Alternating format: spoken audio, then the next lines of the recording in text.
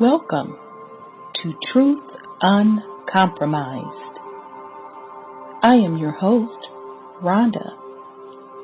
Join us every Thursday at 7 p.m. Eastern Time. Truth is peace.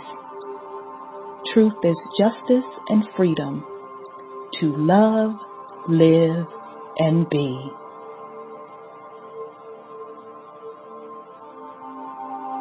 Music provided by SourceVibrations.com.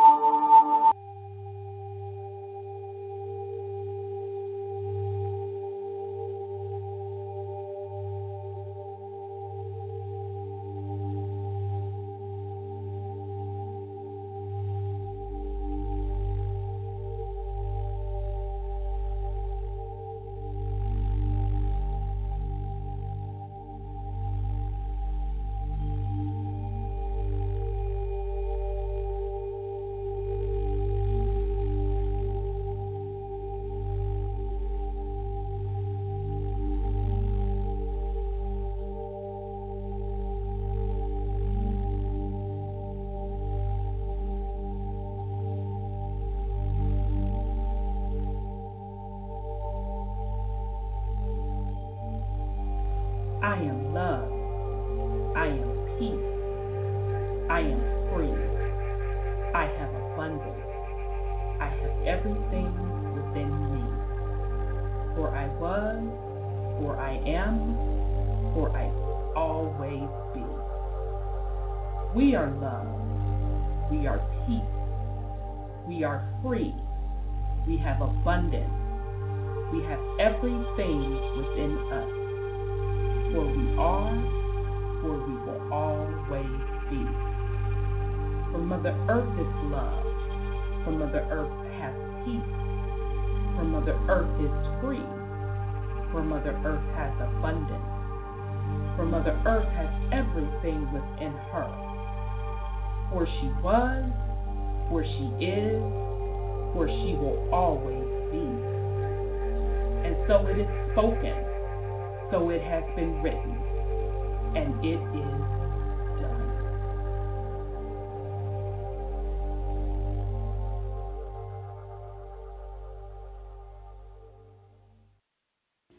All right, family. Welcome to the Truth Uncompromised show. I am your host, Rhonda, and tonight we have a great show planned for you. It is August the 31st. Tonight's topic is Let No Stone Be Unturned. Truth, justice, peace, and love will prevail. So we have a lot of stuff we need to go over. I do want to do some follow-up on the eclipse. Brother Seven dropped a very, very, very good thing on what Hurricane Harvey really means. I kind of want to go over that. I have a follow-up on the Black Sun. And also, I want to try to finish out from last week's show when we did about fairy tales in the spirit worlds, what the Wizard of Oz really means. So I know that's a lot, so we're going to try to get to it. So with that said, let me bring on the family. Let me see here. Okay, let me bring on, I think this is Brother Sean in the queue. So let me open him up. I don't see Brother Wendell yet, so here we go. Okay, and I see Sis. I see you, Sis. I'll bring you on. And so, greetings, brother. Greetings, Sis. How are you? I'm good. How are you? I'm good. I'm ready to get it going. All right. Okay. So let me bring in Sis Sandra. Here we go. Greetings, Sis. Greetings, family. Greetings, Sis. How are you? I am, like Sean, ready to get it going because you know what? I done come across some stuff, and I've been trying to put it with the Lost Book of Inky about this coming September 23rd. So Okay, that's interesting because Brother Seven actually Brother Sean found a video that Brother Seven dropped, and he talks about the Anunnaki and tying it into the hurricane. So it's going to be interesting to see what you found as well. Well, I just found the notes from the Lost Book of Inky, and I said, oh, yes, here it is. Cool. So I'm looking at it, I'm like, wow, okay. All right. Well, before we get started, I do want to take this time. I saw on Facebook where somebody posted rest in peace to Brother Lincoln from Jamaica. He transitioned. I'm not sure which specific day he transitioned. I just saw it on Facebook, and someone else told me, and they weren't for sure either. We know that it was sometime this week. Brother Lincoln, very good brother. He would call into the show and always say God is love. And I did get the opportunity to meet him once in person, and he was just as warm. So, we do want to send out ashe to Brother Lincoln. I know he is resting well, either for his next assignment or onto the higher realm. So ashe, Brother Lincoln. Ashe. All right. Okay, so here we go. Let's get started with, all right, y'all. I have to start with this fake-ass fight. The Mayweather and McGregor, okay? So I'm not into sports like that at all. I know they're all fixed. I know they're all designed for either a distraction, they're designed for a ritual, or to cipher energy, and most of the time, all three of those are into play, okay? So me personally, when I'm viewing them, it's either at like a setting, a social setting with friends, and I'm looking for the metaphysics stuff in it, the metaphysics / spiritual. So sure enough, I'm sitting there, and first of all, anybody that followed the whole promotion of that show, it was kind of being hyped up as a black-white thing. McGregor talking out the side of his neck, which he's Irish. Ironically enough, anyone that has seen McGregor, he has the swagger of a brother. So I found it hilarious personally. I'm like, okay, this is all for show.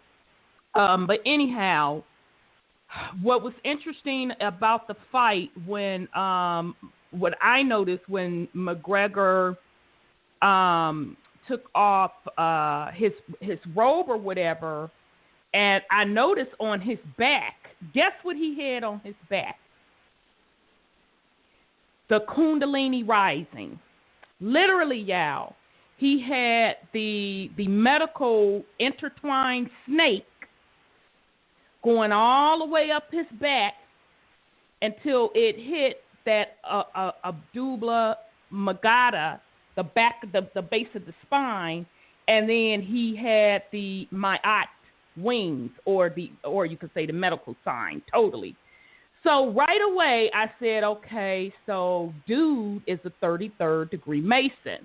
So anybody that don't know what I'm talking about, do a little research on what that 33rd degree really means in Masonic. Now, some of the, not some, all of the Masons, except the ones that are really, really high ranking, they strive to get to that 33rd level, okay? From a spiritual perspective, that only means that you're graduating to tapping into the back of your skull, okay? That animalistic part or the physical part of you. Well, we know that that's not where the true power is. The power is to open that third eye to access that crown chakra, okay? But that's what they, in this secret organization, have made their members believe, that to get to that 33rd degree, that's the highest level. So now I don't have any proof for sure that dude is a 33rd degree Mason. I'm just figuring he is, with to have that type of symbol going up his back, and just the sheer fact that he made $100 million off that fight. And supposedly in the entertainment industry, I think it's when you get to the 100 million mark, or it may be the 50 million mark. Don't quote me on this.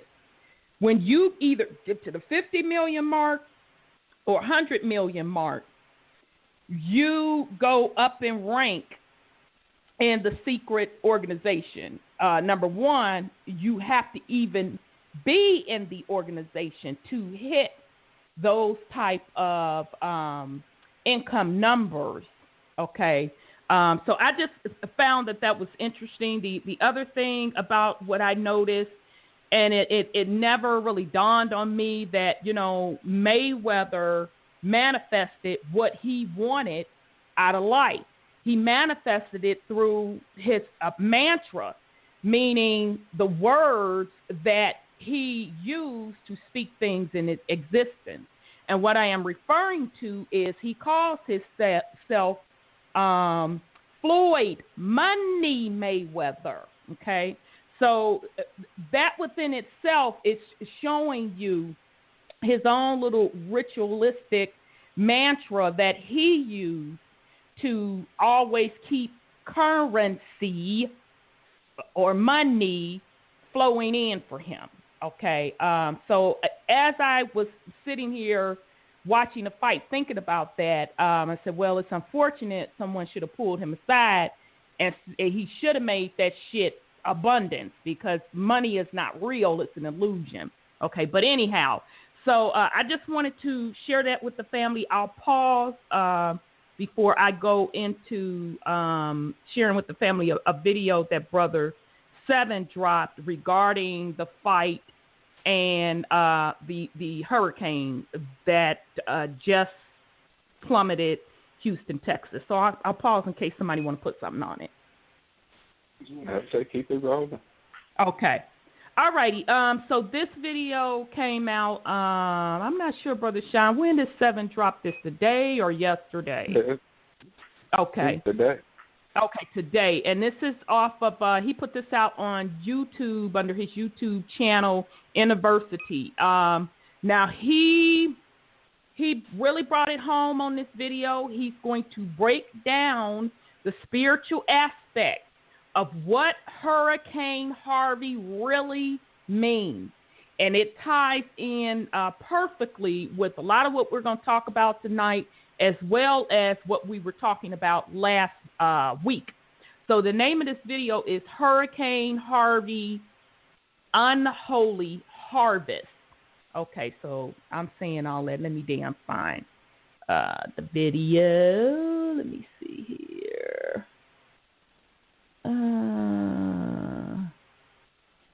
Yep, here we go. Oh, this is 23 minutes, family, but I promise you, it is worth every minute. Okay, here we go. This is Brother Seven Bomar.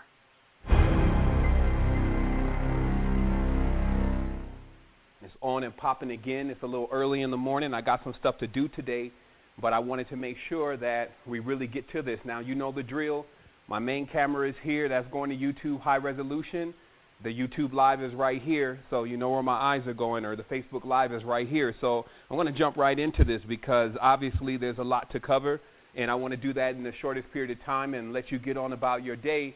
The main thing that I want to express first is learning versus reacting. Today you're going to learn some stuff, this common sense that I keep talking about, which many are going to perceive as some level of prophecy, but it's just common sense. But again, learning versus reacting, you're actually going to learn something, so it doesn't mean that you got to jump into the whole emotional bag and melt down and start going through the same thing that I'm going to discuss is not what you should be doing today. But also, this is not time for you to stick your head in the sand and act like, you know, you're just going to ignore what's happening in the reality, because it actually has a lot to do with you. It has a lot to do with what you can get out of all of this experience on Earth and how you take yourself to the next level. So let's go ahead and start this. And the first thing that I want to say is that this is about how to read the occultism going on in the reality. And as I said, a lot of people will see this as prophecy because you'll know exactly what's going to happen next. But again, it's just reading the signs of the times. Like if you could look at the sky and you see clouds and you see the overcast, you know it's about to rain. So you could do that same thing with this reality and determining what's about to happen next. And this allows you to position yourself perfectly to be able to utilize these currents in order to propel yourself to where you need to go. So as we always do, we're going to first start off with the occult side of what's actually happening, what's generally hidden, the mysticism. And obviously I talked about within my last two recordings, my recent recordings, about this milking. I'm calling it Illuminati milking. And what I mean by this is this milking of the reality to when people are charging up their energy, then that energy is then harvested from them. And just recently you had this total solar eclipse, and you had pretty much half of the world staring up at the sun. And anyone who knows about sun gazing knows that the sun can actually charge you. We're beings that are made out of also magnesium. We do have our own level of photosynthesis. This is why you tan. This is why you get vitamin D. This is why UV rays are beneficial to you. Certain ranges in the UV spectrum are a benefit to you. So this shows you that there is some photosynthesis that goes on with the body. But again, study sun gazing if you need to know more about that. So you had half of the world sun gazing and charging themselves up off of two energies, a lunar energy and a solar energy, and actually meeting some balance. So in this case, you're looking at some of the most useful energy for the body is when you can get the sun and the moon overlaying each other. Okay, so the entire or half of the world did that, and they charged themselves up off of this kind of energy.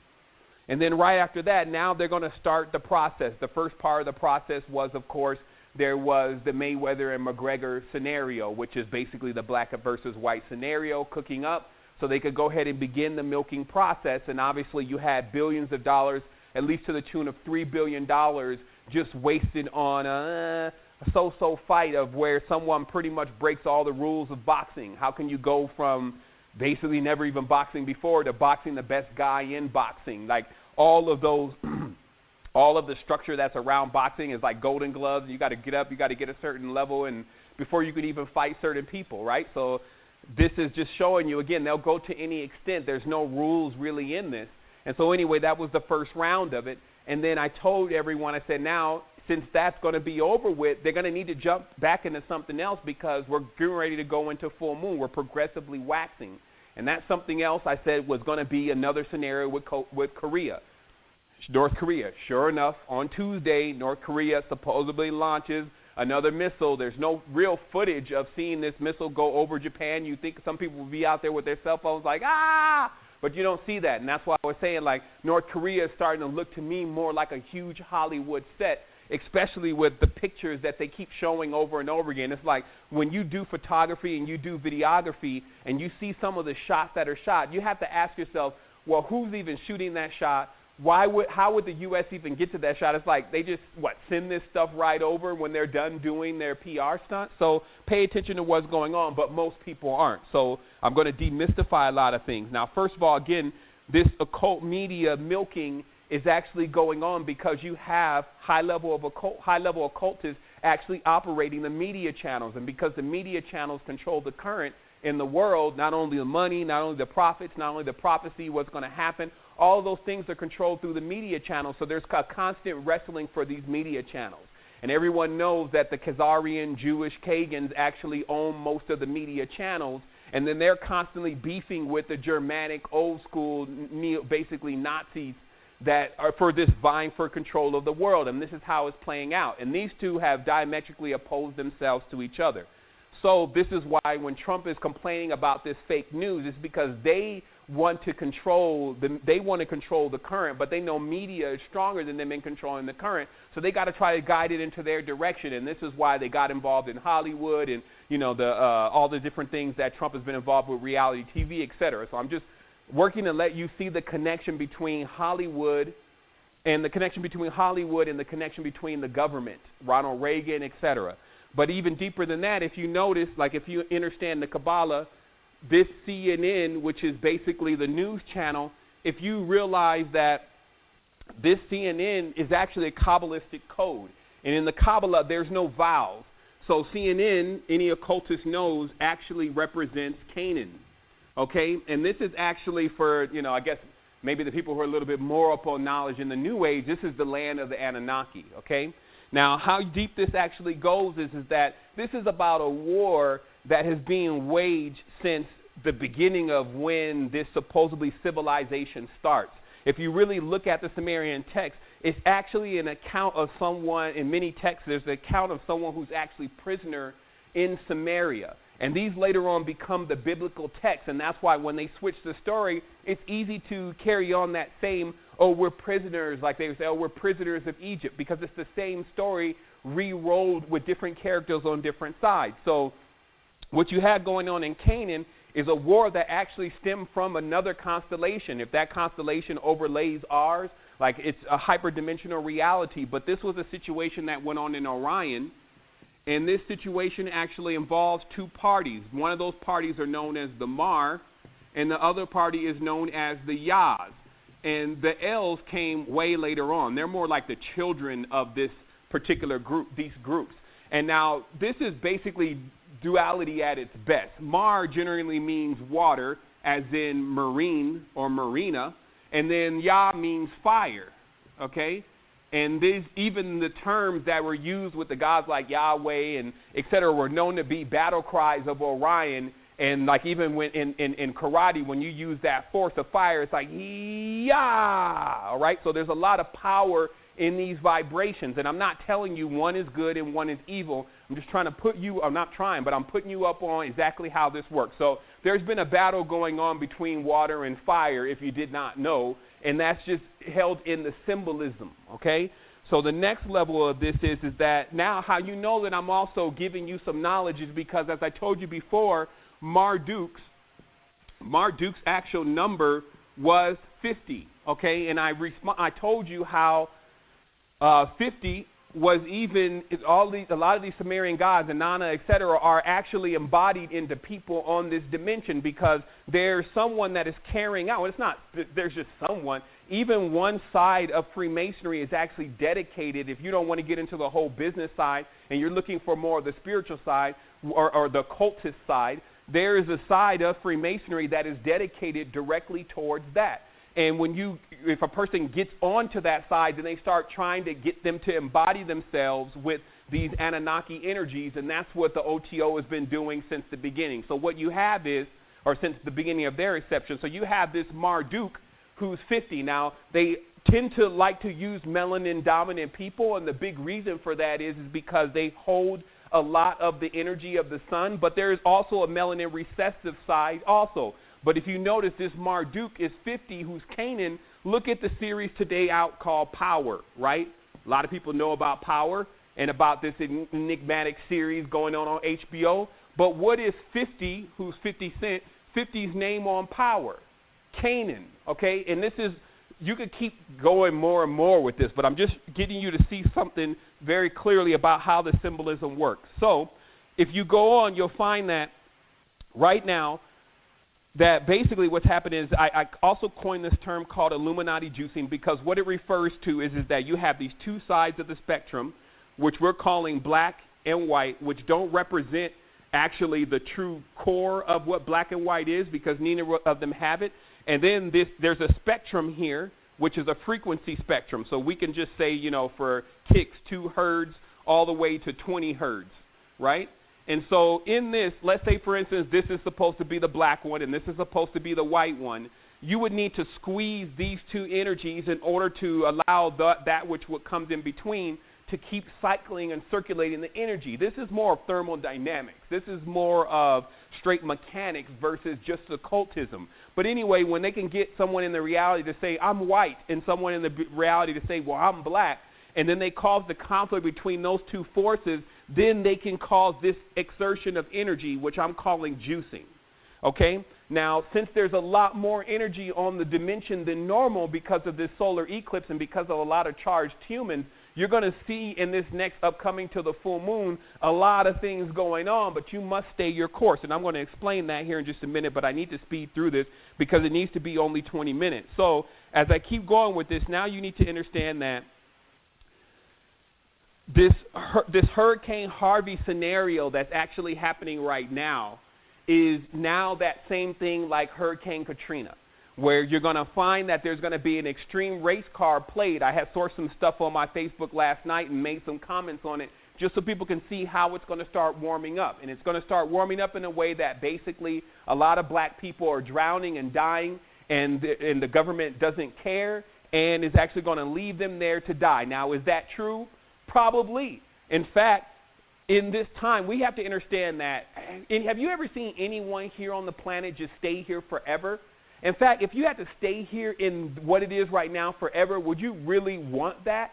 Let's just face it. We're all going to be leaving here at some point in time. It's best for us to focus on what's going to happen after that. And I'm here to tell you that it's actually amazingly great what goes on beyond this body, as long as you have yourself in tune properly and as long as you're aware of what's going on with your all-knowing. But if you've been playing around in these matrices with these religions and this false knowledge, etc., and you don't even know who you are or what you are, then you're going to be extremely disorientated when you come out of your body, and much more dominant energies are going to exert their control over you through your own memories of what you think God is and what you think afterlife is supposed to be really about.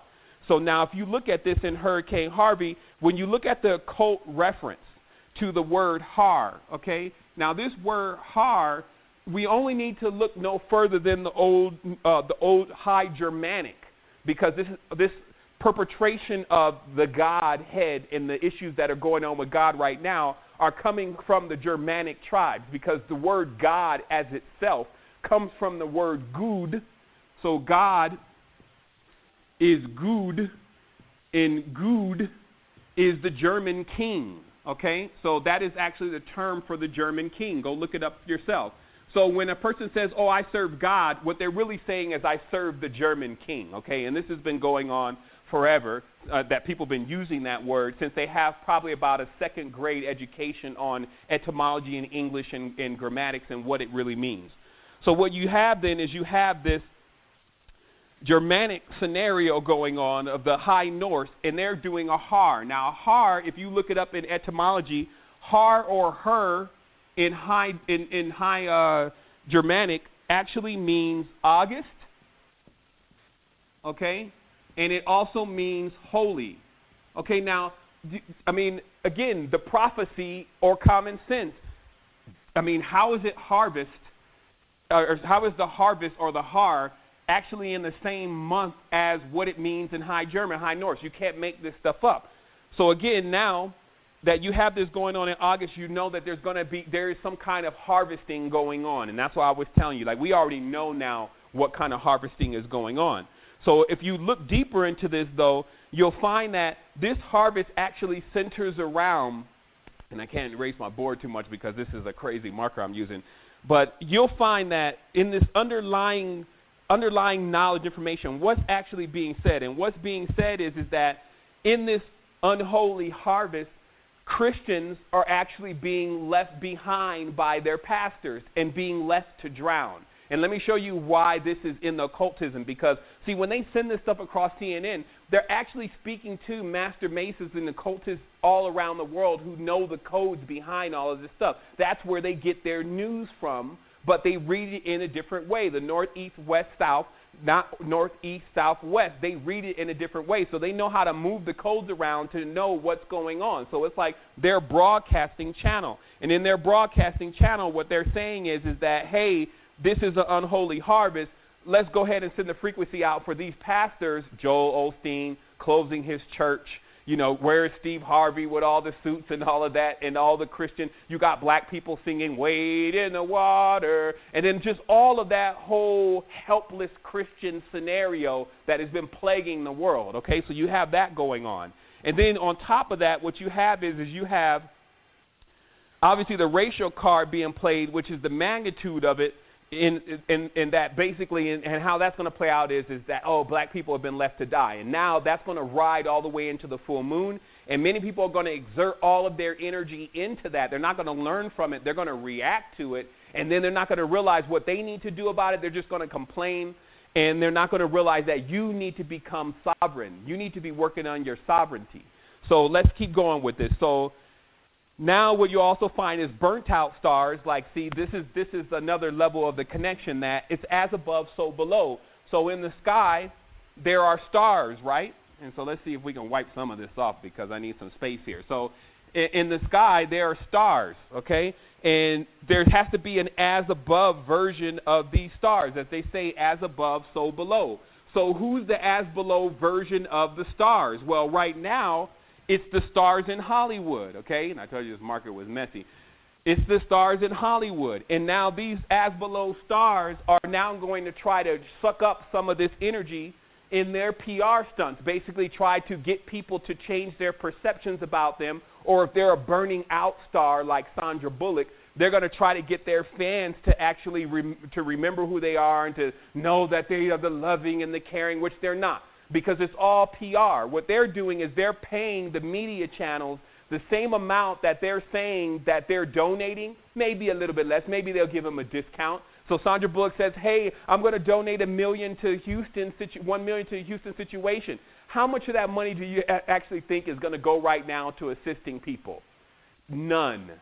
And then also they're saying the money is actually going to be used to rebuild Houston. So that means after the fact, nothing actually that needs to be done right now. So this is some deep stuff, because what you're really seeing is you're seeing that these people will actually pay to put themselves back into favor, and the media channel accepts and takes this money because they understand the entire game. Okay, so that's one level, another level of it.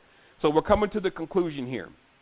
So now, what is all this saying? Because at the end of the day, this is not just something that is happening because it's all being conducted by, let's say, the government.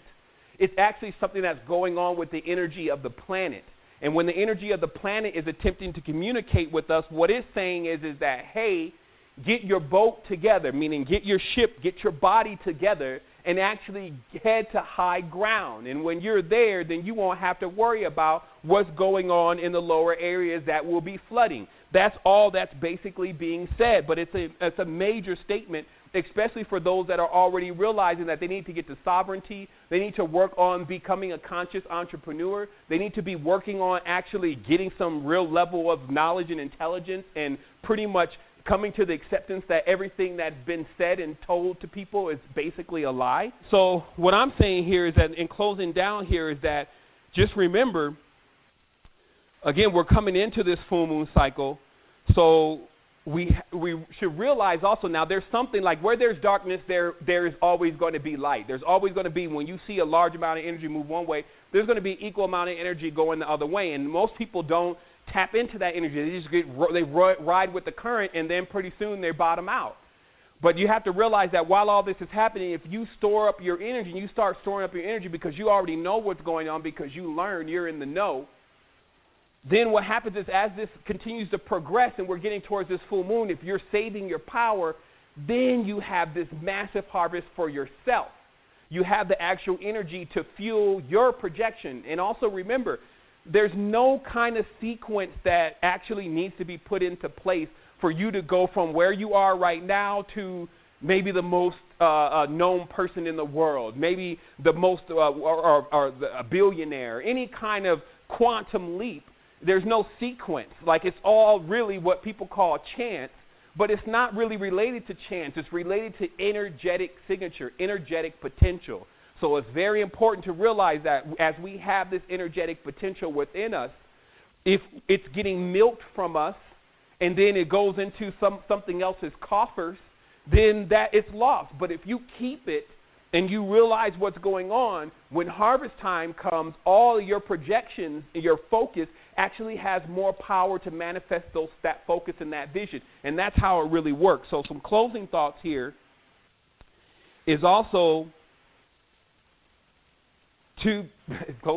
get yourself together. Like, at this point, you have to really see, like, what we've launched something that if you're having problems with the whole financial thing and figuring it out, you can get some assistance with that right now, what we call open source wealth. Those links are in the description.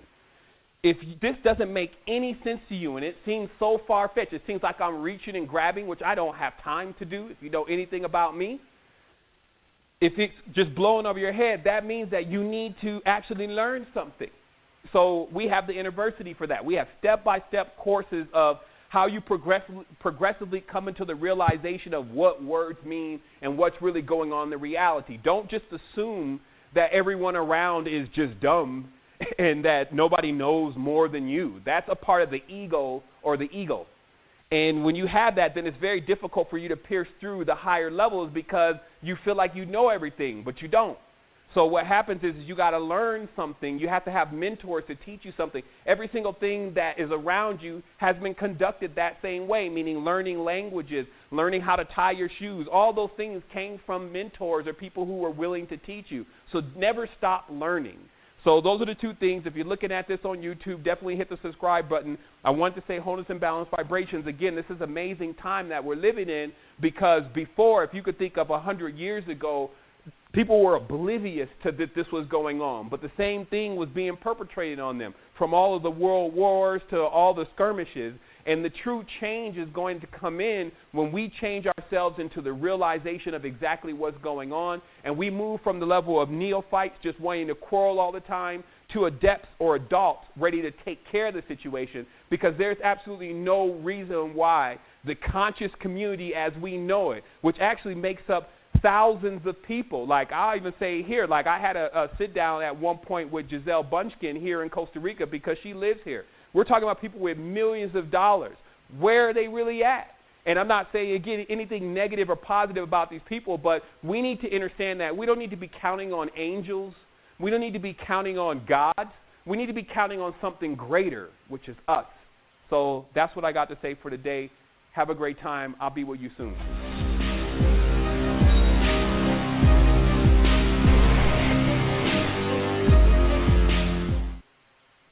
All right. So that was Brother Seven Bomar off of YouTube. The name of that is Hurricane Harvey, Unholy Rest.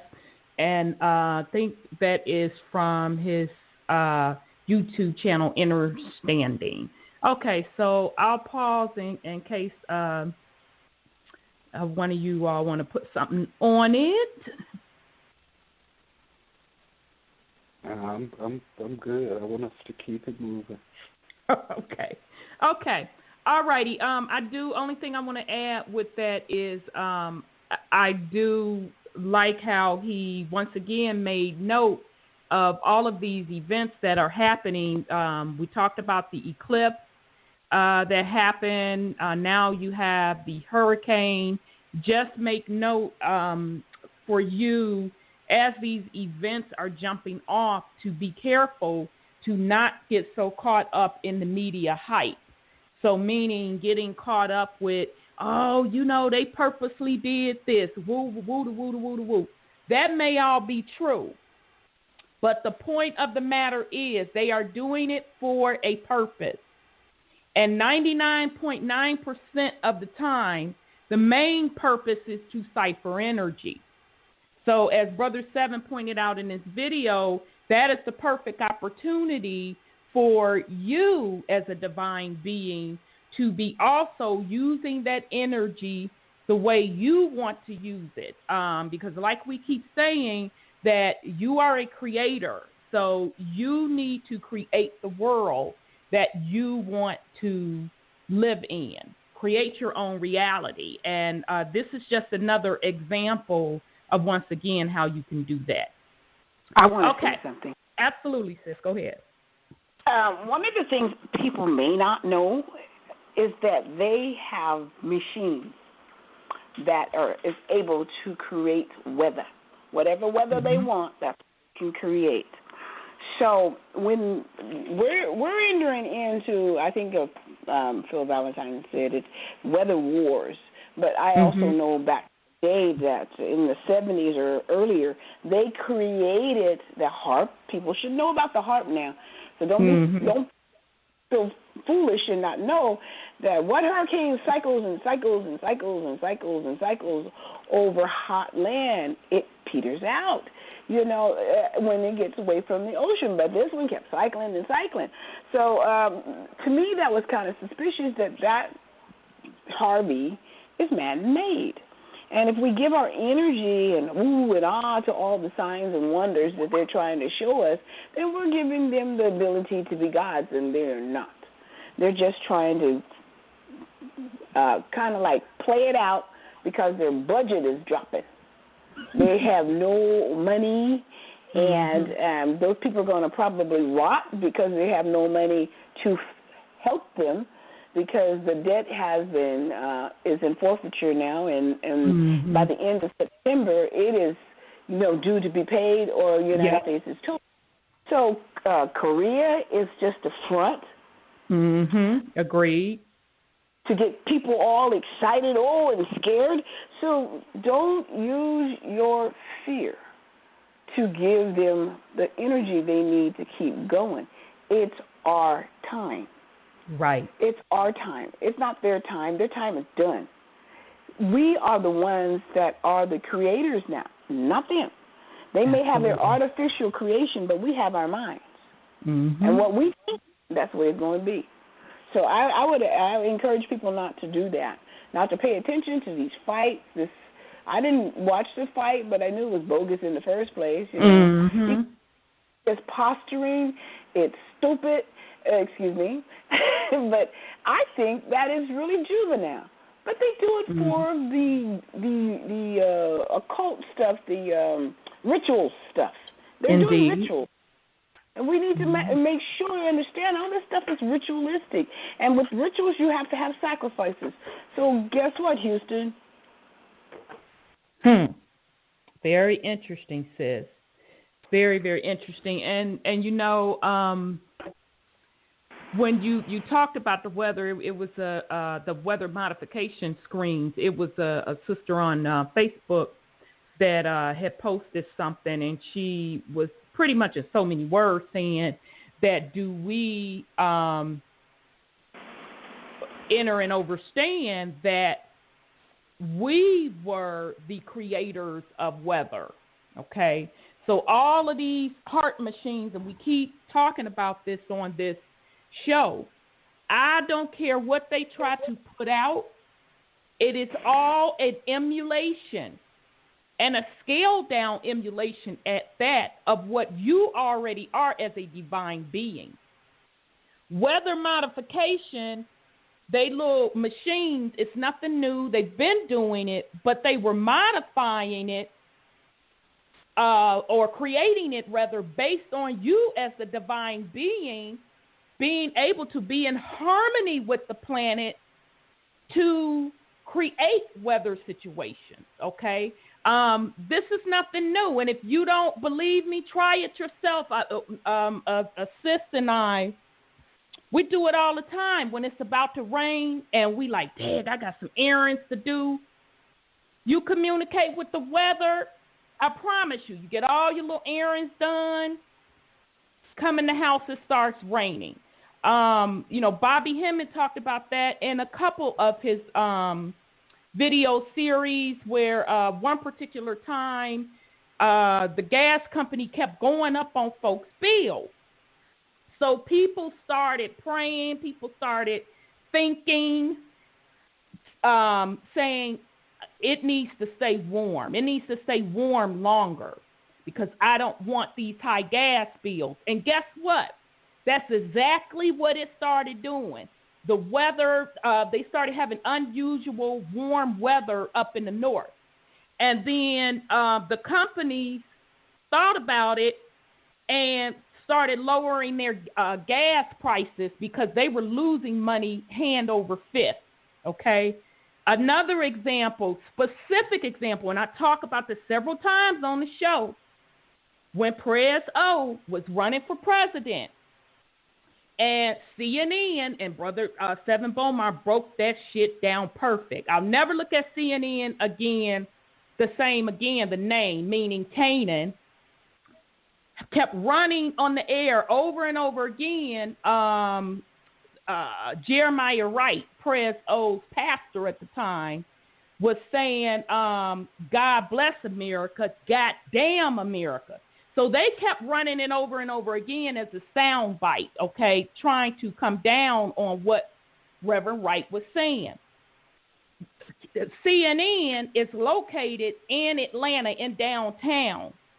Out of nowhere, and I just so happened to be driving home, this damn tornado. I was coming home from the airport side, so that's the south. But I lived closer to downtown at the time. The tornado, you felt the wind was going so hard that the sign from the expressway whipped over my head in the car. And that tornado went through downtown, where CNN is located, tore up some shit, but picked what it wanted to tear up, mind you. It skipped around.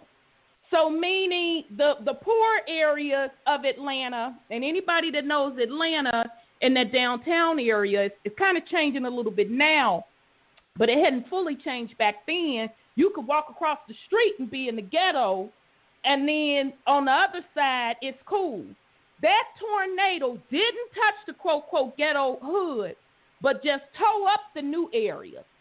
Tore the damn dome, the damn roof off of the dome where the little NCAA basketball was playing. So Bobby Hemmett said that CNN got a clue what the hell was happening, and the reason that tornado came out of, they thought nowhere, was because they kept playing that very deep mantra that Jeremiah Wright was saying, God bless America, goddamn America. And they stopped playing that because they put two and two together. Oh, man, that energy created a tornado. So we're saying all this to say, again, there is nothing on this planet that, quote, quote, they can invent that you cannot shut down and you cannot do 1,000 times better, because you are the divine being. They emulate you. So, okay, with that said, I'm not going to go too much into that more so we can move on. Okay, here we have, I know we talked about, I'm trying to see where I want to go here. Let's do the Wizard of Oz.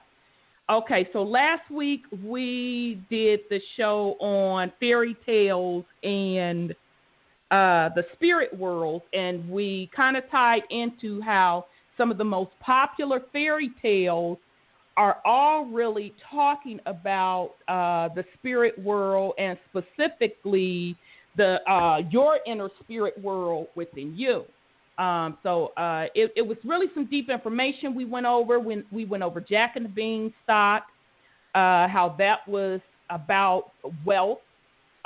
We also went over Cinderella, how that was about the melanated people being stripped of their inheritance.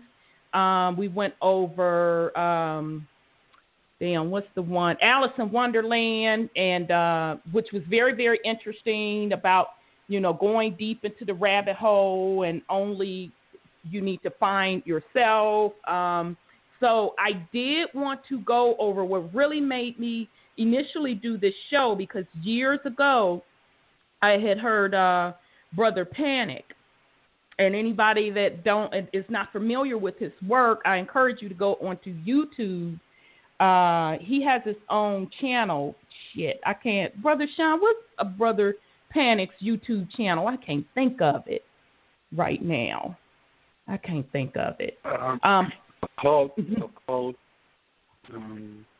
Yeah. Occult something. But you could put in his name, Brother Panic, and you'll come up with a lot of his videos. I do highly recommend that you subscribe to his channel. Brother Panic is, I would consider him a protege of Brother Bobby Hemmett. And what I love about Brother Panic, he really talks about that dark side melanin, that dark power. And he will definitely be able to give you a full inner and understanding the concept of getting out of the concept of thinking that there is good and evil versus energy itself, and how energy is conducted, how energy is being used, and how the power is truly in that dark magic, okay? Because that's what they have you afraid of. That's what they have you running away from. But that's what they spend every waking of their time to try to tap into, okay? So this particular video, Brother Panic did the baddest breakdown that as a matter of fact, he's the only one that I know of. Now, may have been others that did it after him, but he was the first that I saw do it. Break down what the true meaning of the Wizard of Oz is, okay? So I do want to share this with you. We're going to do the first half. We're going to come back and chop it up because it does tie into what we are going to discuss tonight. So this video is called Decode the Wizard of Oz Chakra Science. So let me find this. All right. We got so many videos. All right. Let me see here. Okay. So this first half is 19 minutes. We're going to chop it up, and then we'll come back and take it from there. So this is Brother Panic, the Wizard of Oz, decoding the Wizard of Oz. All right. What I'm going to do is break down a classic movie today, Wizard of Oz. It's interesting because this movie deals, it's actually an occult movie, of course, and it deals directly with the chakras. So what I'm going to do is go through the entire movie, and while I go through the movie, I'm going to break down some of the occult symbology that they lay out in this movie through the chakras. Let me open up the chakra page. Kind of to go through some of that as well.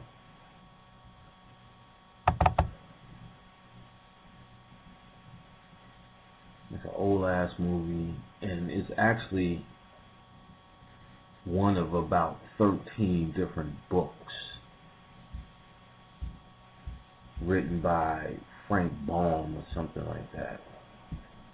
And the most famous out of those books is The Wonderful Wizard of Oz. And Sam Raimi, who's a minor occultist, he did the Evil Dead series early on, and maybe a couple of other. He did Spider-Man as a popular movie, but Evil Dead he did out of college. The director Sam Raimi, and the Evil Dead was an occult movie about the Necronomicon, which they used the word Necronomicon in it in all three films. But Sam Raimi has kind of lightened up over the years, and he did Oz, which was very, very corny, very children-like in his nature. Some science, but not worth it. Now, the Wizard of Oz, the 1930 whatever movie, constantly through it, and from the book, they made a few changes in the movie from the book to make this chakra point, to step it up with the chakra point. The book is more alchemical and talking about the underworld, but even though this is still dealing with the underworld, Oz and whatnot, they actually do more things with colors to keep it in line with the chakras. And we're going to go through it. We're going to go through it from the start, the symbology. First, it starts off, and you got to make sure I can read my own notes, in a place called Kansas. Now, Kansas is symbolic of Sirius in this movie.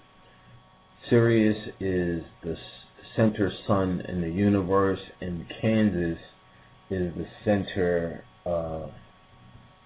state in America. So they use Middle America as the middle point, or the center of the universe, or the center of America, representing the center of the universe, Kansas, or Sirius, or basically home, as she was calling it, the true home. Now, the movie starts out, of course, in black and white, no color, and she's longing to go somewhere over the rainbow.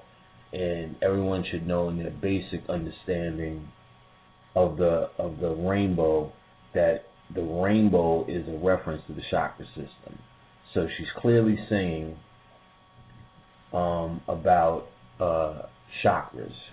She wants to make it somewhere with a rainbow where dreams come true. She has the movie's about, or starts off with this chaos of her dog. And the dog represents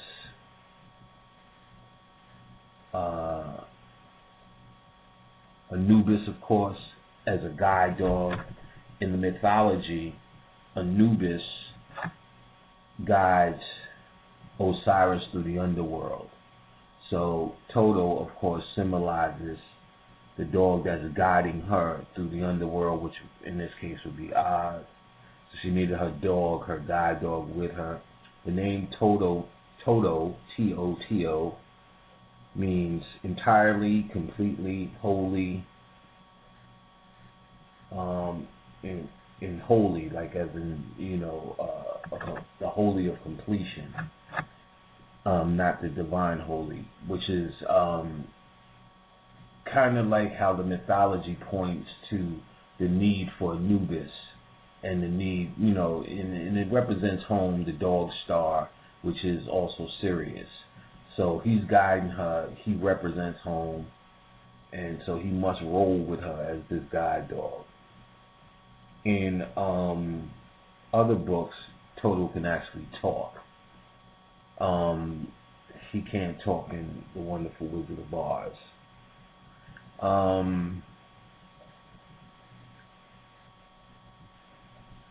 Of course, they about this Elmira Gulch, who later becomes the witch, is threatening to take Toto, the dog, her guidance, and this inspires her to run away.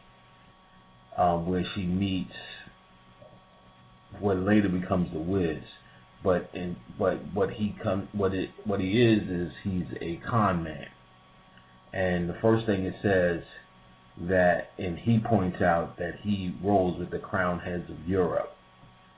So this clearly is a reference to him being, in Gnostic mythology, this fake god or this fake demiurge, and they made a connection to Europe, a subtle connection to European science, if you will, as a huckster, as opposed to what we would know as real, true magic and whatever. The name Dorothy itself, Do-Ra, as in Do-Ra-Thi, it actually means God's gift. That's the etymology of the word Dorothy, God's gift. And this is symbolic of, because what she represents is the consciousness. She represents consciousness and the ability to take that journey, if you will. So, which is looked at as a gift, and it's really our gift. So you see this fake wizard, this huckster from Europe, or who parlays or hangs around with the crown heads of Europe. He's conning her. He's telling her what she wants to hear. He's using trickery and illusion. And like I said, this goes towards, this speaks towards the demiurge or this false god.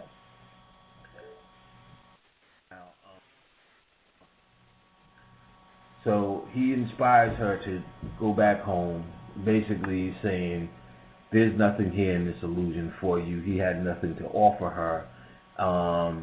So since he had nothing to offer her, he did point her back towards her house, where as she's on her way home, of course, this twister comes. Now, this twister, of course, represents Kundalini energy. And you can't have a chakra system without Kundalini. So this is the first thing you see.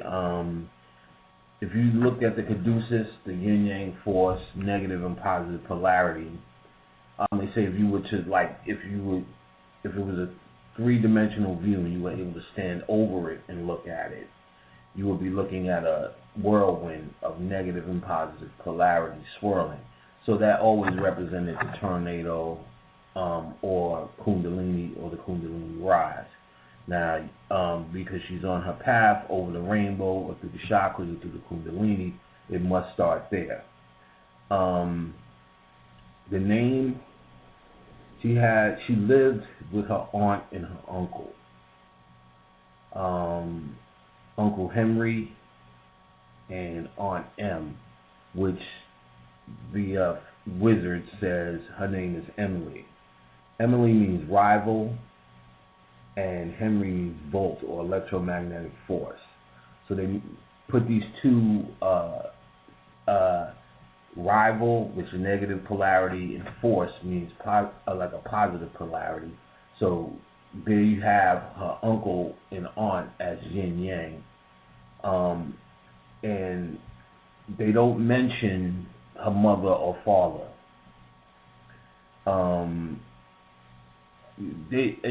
when you look in the books, they never mention the mother or father, but they later do mention that she is adopted by her aunt and her uncle Henry and Aunt M.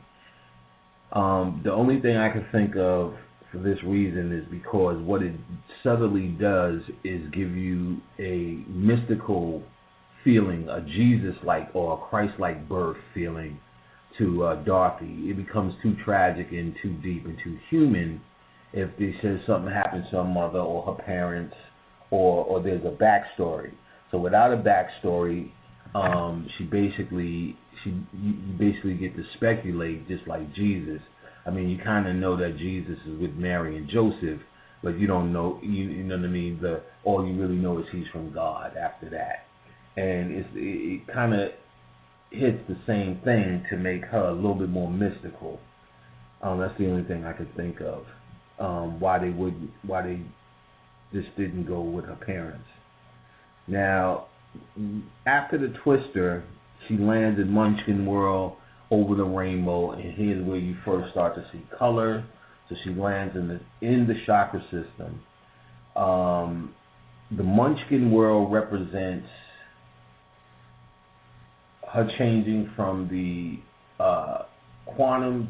Either you can look at it from, if you want to put inference on her being in Kansas as Ceres, she's in the quantum world and she's coming to the atomic world, which represents the Munchkin land. Or you can look at it the other way around. But what they're trying to show is her going from the atomic to the quantum, or the quantum to the atomic, whichever way you want to look at it, or whatever way you want to apply it. But she's changing the world, and the difference is clear once you get down to this. The Munchkins always represents size or everlasting life, as the Twa people represents. Now the Twa people represent the quantum world, but the atom represents something that's small. So it depends on how you want to look at it. I think the quantum world, or she's coming into the quantum world. Her house lands on the Wicked Witch of the East, and this is representing her as someone who's conquering the science of the East. And of course, we have this thing where the consciousness rose up in the East, or the sun rises in the East, or begins in the East and it sets in the West. So of course, her end fight has to become with the Wicked Witch of the West. She meets the Good Witch of the North, which only leaves one location left, the Witch of the South. So Dorothy, and she asked Dorothy, the Good Witch of the North, are you a good witch or a bad witch? pointing out that Dorothy is represented or representing a witch from the South, because that's the only one that's left, and the South represents humanity or coming from the root chakra. So she's basically saying, are you a human witch? Now, she lands on the witch of the East, and she's dead, which represents us, her house from, she's about to deal with shit in the West, just like the black man, black woman in the West. And of course, it starts off with the ruby red slippers that goes to her feet. And that's, of course, dealing with the root chakra. So here's where we start with the root chakra. And then they sing a song, Meet the Lady Who Fell from the Stars. The star's name is Candace. It's a clear reference to Sirius. Now, she lands in a place called Oz, of course. We know this. Oz, or OZ, is short for ounce. An ounce is 1/16 of a pound, or 16 grams. And 1/16 of a pound, 1 + 6 is 7. She's in the world of 7. She's in the chakra world, which is Oz. One other thing, Elmira Gulch.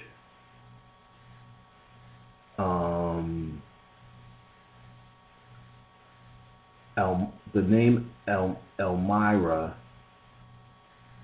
Gulch is the lady who is the Wicked Witch in Kansas before she's revealed as the witch. She's just the greedy lady that Aunt M says owns half of the county. The name Elmira means princess or aristocratic lady, and the name Gulch actually means greedy. So she represents the greedy powers that be, or the greed, the system of greed, if you will, or basically white folks. The name Glinda, the Glinda, the Good Witch of the North, means good, fair. It's Welsh in Oregon, but it means good, fair, or fair. You get what I'm saying? Dorothy's name, as I pointed out, is God's gift, and her last name is Gale. Her last name is Dorothy Gale. Gale means wind. So Kundalini. So she's God's gift, which is wind or Kundalini. All right, so that's their names. Now we're at where she gets these red shoes, and this goes on her feet. The feet are an extension of the root chakra, and so this is where it begins. Now, the next thing you see is orange, and that is your second chakra, and the Good Witch of the North has on orange. Her dress is orange, and she tells you about the yellow brick road, which is the third chakra.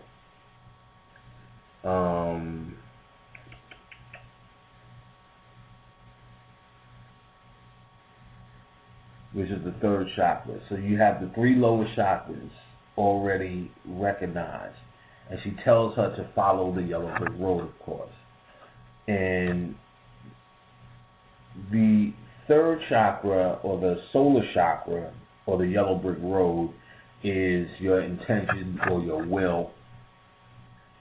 So her walk in this path is definitely represents this chakra. On this path, she rolls into the scare. She rolls into an entity called the Scarecrow. Now, the Scarecrow doesn't have a brain. Then she rolls, of course, into the Tin Man. He doesn't have a heart. And then she meets the Lion, who doesn't have courage. So automatically, these 3 things symbolize her ego. First, 3 levels going down: the head, the heart, then the lower self, or the animal self, courage. And all three of these things she actually has to work on as a form of her ego, or actually have to conquer to get over her ego, open them up, and so she could actually move on and go home. She's doing the alchemy, if you will. The scarecrow represents the mind, and he's scared of fire. That's because he's scared of Kundalini light. It is, once you are illuminated, it says there's a flame around your head or a light around your head. So of course he's scared of fire. He has no brain. The Tin Man, his heart is frozen. Well, he was frozen from stiffness, and this is because he's gotten wet.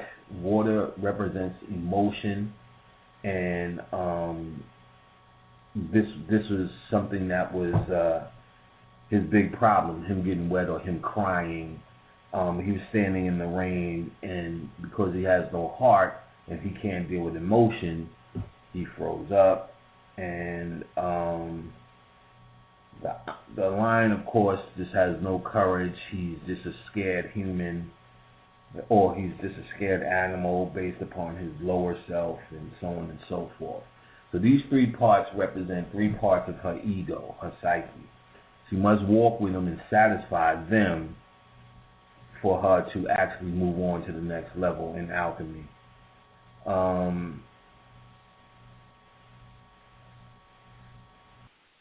Okay, all right, family. So that was the first part. I'm not going to play the second part because we do have a lot of stuff that we need to go through tonight. So again, that is off of Brother Panic's. It's actually his YouTube channel is Occult Lectures, but that particular video is he was decoding what the Wizard of Oz truly meant, and he called it chakra science. So as you heard, he was literally breaking down each one of the characters, in the Wizard of Oz, and correlating them to the metaphysics world. And specifically the characters, I found it interesting how he was able to tie the characters to her actual chakras. And really what the story of the Wizard of Oz really was about was Dorothy balancing out her lower self and higher self to achieve that Kundalini rising, okay? So those red slippers represented, of course, the root chakra, and we've talked about the chakra system several times and what it means.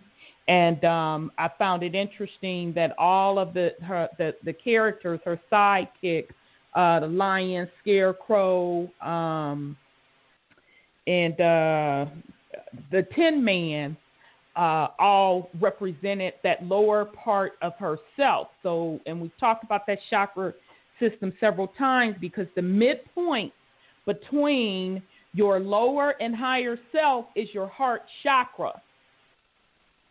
So all of those characters represented a form of her lower chakra system, and specifically he was saying that several of the characters kind of dealt with the heart chakra. Fear, that is always dealing with the unbalance of the heart chakra, and so is ego, okay?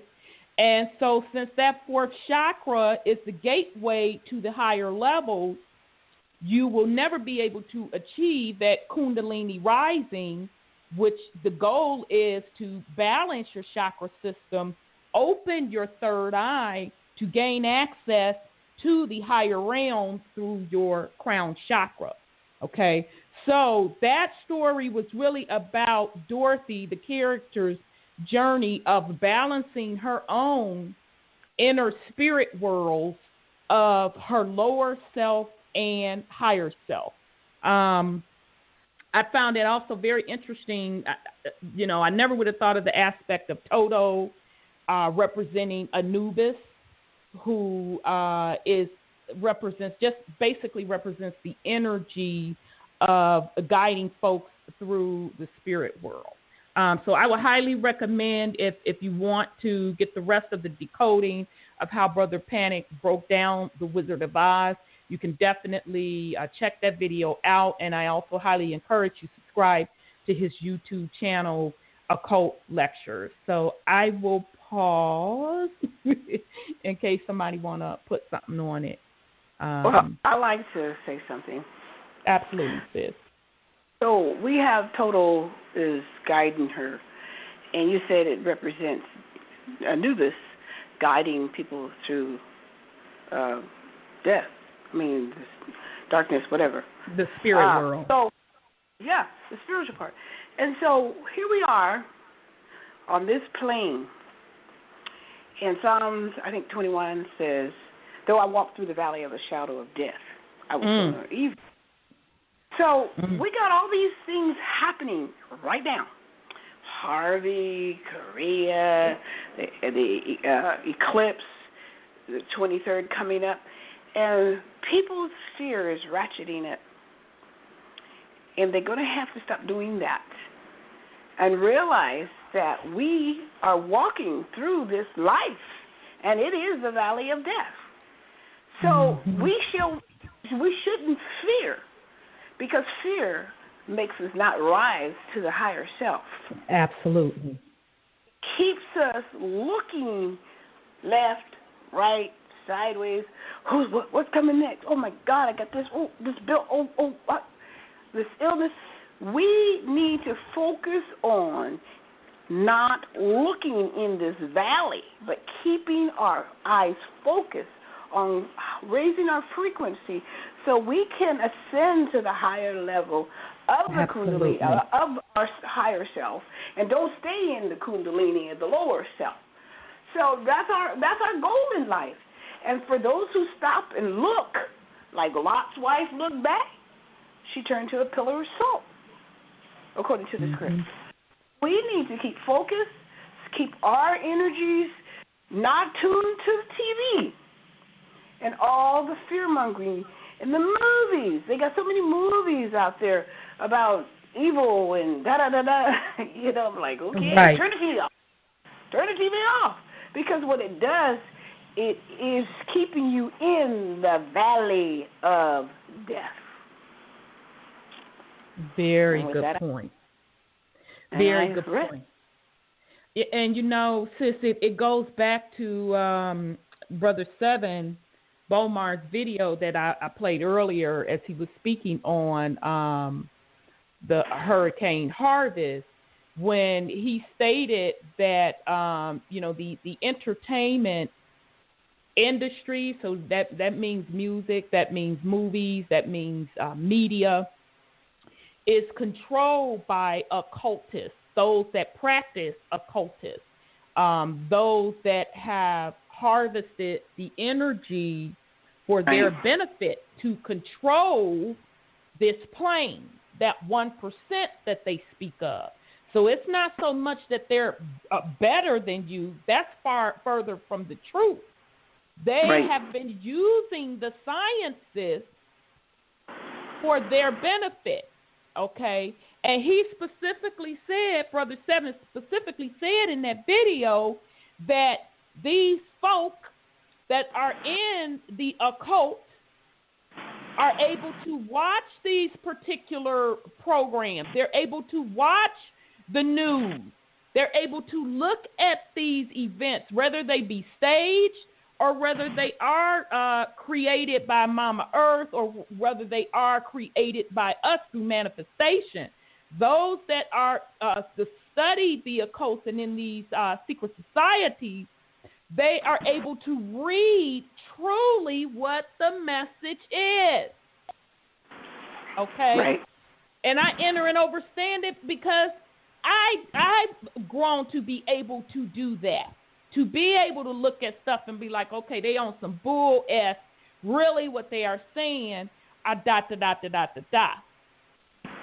with that said, if you are not at that point in your particular spiritual growth, your particular spiritual journey, And if something is shaking up your soul and having you fearful or having you doubting yourself or having you consumed with anger, that is your key that you need to disconnect yourself from that.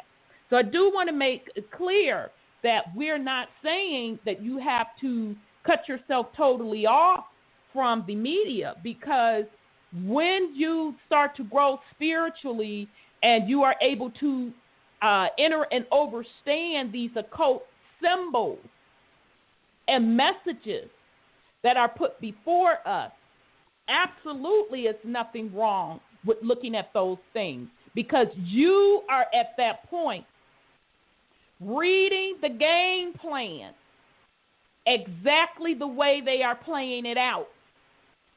And as a matter of fact, you'll get so good at it, you will be able to predict what moves they are going to make, because that's the type of being, divine being that you are, okay? But be very, very cautious of your energy. Always own your energy center. And what I mean by energy center, I'm speaking on your emotions. If you are giving something so much power through anger, through fear, and it is not benefiting you, then you need to truly take a look within yourself and give that a correction. Because that means that energy, whether that be fear, whether that be anger, someone else is ciphering off that energy for their benefit and not for your benefit. Okay, so I definitely did want to just chime in on that as well. Okay. Sorry, go ahead on, brother. Mm-hmm. It could also be viewed from karma. I mean, that is Bush's home state. Mm-hmm. Look what they done, with Hurricane Katrina. Yeah. We know for a fact that was hard. But considering the energy wave that just came in with the eclipse, I mean, Bush and his people being punished. I mean, they just putting the media on the blacks that may have got caught up in it. So how much money are they losing that you ain't hearing nothing about? Indeed, indeed. And we're in the age of knowing. So yes. Our people should have knew with the eclipse that something was going on and should automatically been gone. It shouldn't have been nothing left there but, Caucasians. Right. And even, to the Caucasians, those that are, because this is, again, family, this is all about energy. So if you have your vehicle, and your vehicle is your physical body and your spiritual body, and the energy derived from your spiritual body is called a Merkaba, okay? If your vehicle, your Merkaba, your energy centers, your chakras are in tune with the planet, you are going to enter and understand when these events are jumping off. Before they even jump off, you're going to feel the energy. Those of us that were experienced the eclipse, I know it was two categories. Some of us couldn't sleep. That wasn't me. I wasn't in that couldn't sleep category. I was in the other category where I couldn't get enough sleep. And so I knew that particular eclipse event was epic. And the interesting part about it, a lot of people that were on that same wavelength, I noticed a lot of folks that have their own channels, and that was Brother Seven, that was O'Shea Kapoor, and Floorburn. we all, like, simultaneously at the same time, we don't talk to each other and be like, well, you put this phrase out, I put this phrase out. We pretty much all use the same term, changing of the guard. That was no coincidence. That was the energy and the vibration that we picked up. And pretty much all of us came to very, very close to those exact words. Most of us to those exact words. We entered and overstood. We felt the energy. We processed the energy and knew what was coming forth. Okay? So I'm saying all that to say it is about energy. How you as the divine being will process it and use it to your benefit. How you as a divine being can use this energy to create the world you want to live in. Now, at the very beginning of the show, I played a instrumental opening, and I spoke over that instrumental opening a mantra about what we are, what I am, what Mother Earth is. And the particular instrumental song that was playing, that I was speaking over, it was to the vibrational hertz of liberating fear.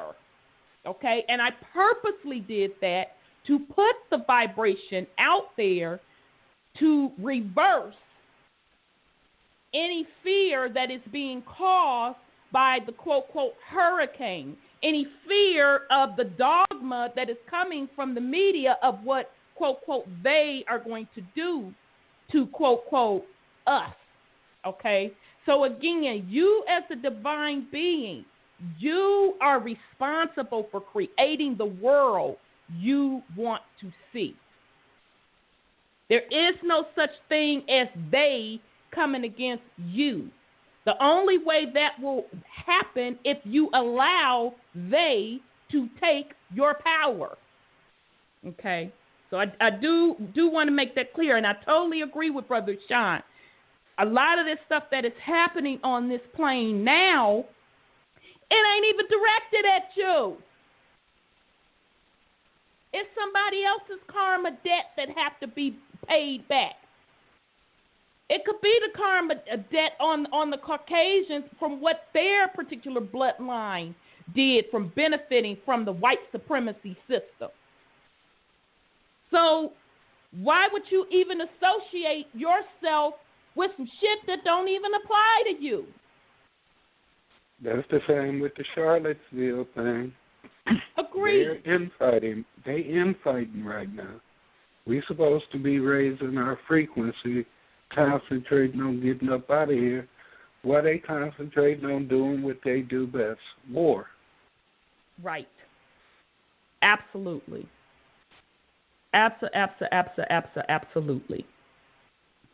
Okay, so if you want to join the conversation, press *1 to get in the queue. So tonight's main topic, let no stone be unturned. Truth, justice, peace, and love will prevail. Okay, so the purpose of this show is to show the family and start introducing you into what these energies mean, okay? So what really does the Golden Age / the Aquarius Age, what does that really mean, okay? So when I refer to, and I see you, Sis Lioness, I'm coming to you. When I refer to tonight's topic, let no stone be unturned, I am saying to you that the veil is no longer, nothing is hidden anymore. That means you're not bound by anything unless you bound yourself. Financial chains are broken, okay? We're talking the government political system is collapsing. We're talking the chains of religion have been broken. So we're going to get into the age that we are in, which is the golden age, the Aquarius age, what it is, how you are supposed to be benefiting from the energy, how you are supposed to be creating the reality you want to live in, and we are going to discuss what that Pisces age, which is what we left, represented. Okay, so let me bring in Sis Lioness. So here we go. Hey, greetings, sis. Greetings to all of you. Much love, much love. I'm Greetings. sorry, not. Hi, honey. How is everybody? We're good. All of what each of you said really is with the time and with this Mercury retrograde, because the meaning and the direction that was given from this Mercury retrograde is pay attention, and especially pay attention to the details. So that goes with your theme of let no stone unturned, okay, for truth. And Mercury is coming out. It's going to start to give you some good feelings tomorrow, the 1st. But really, it's been a crescendo for some folks.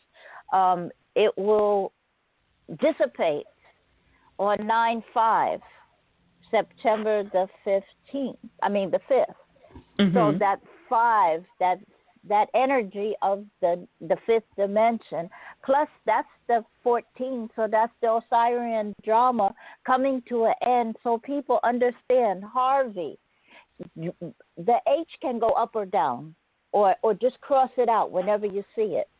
RV, you are going to be reset. You are already in that process of being reset. It's up time now. Resurrection.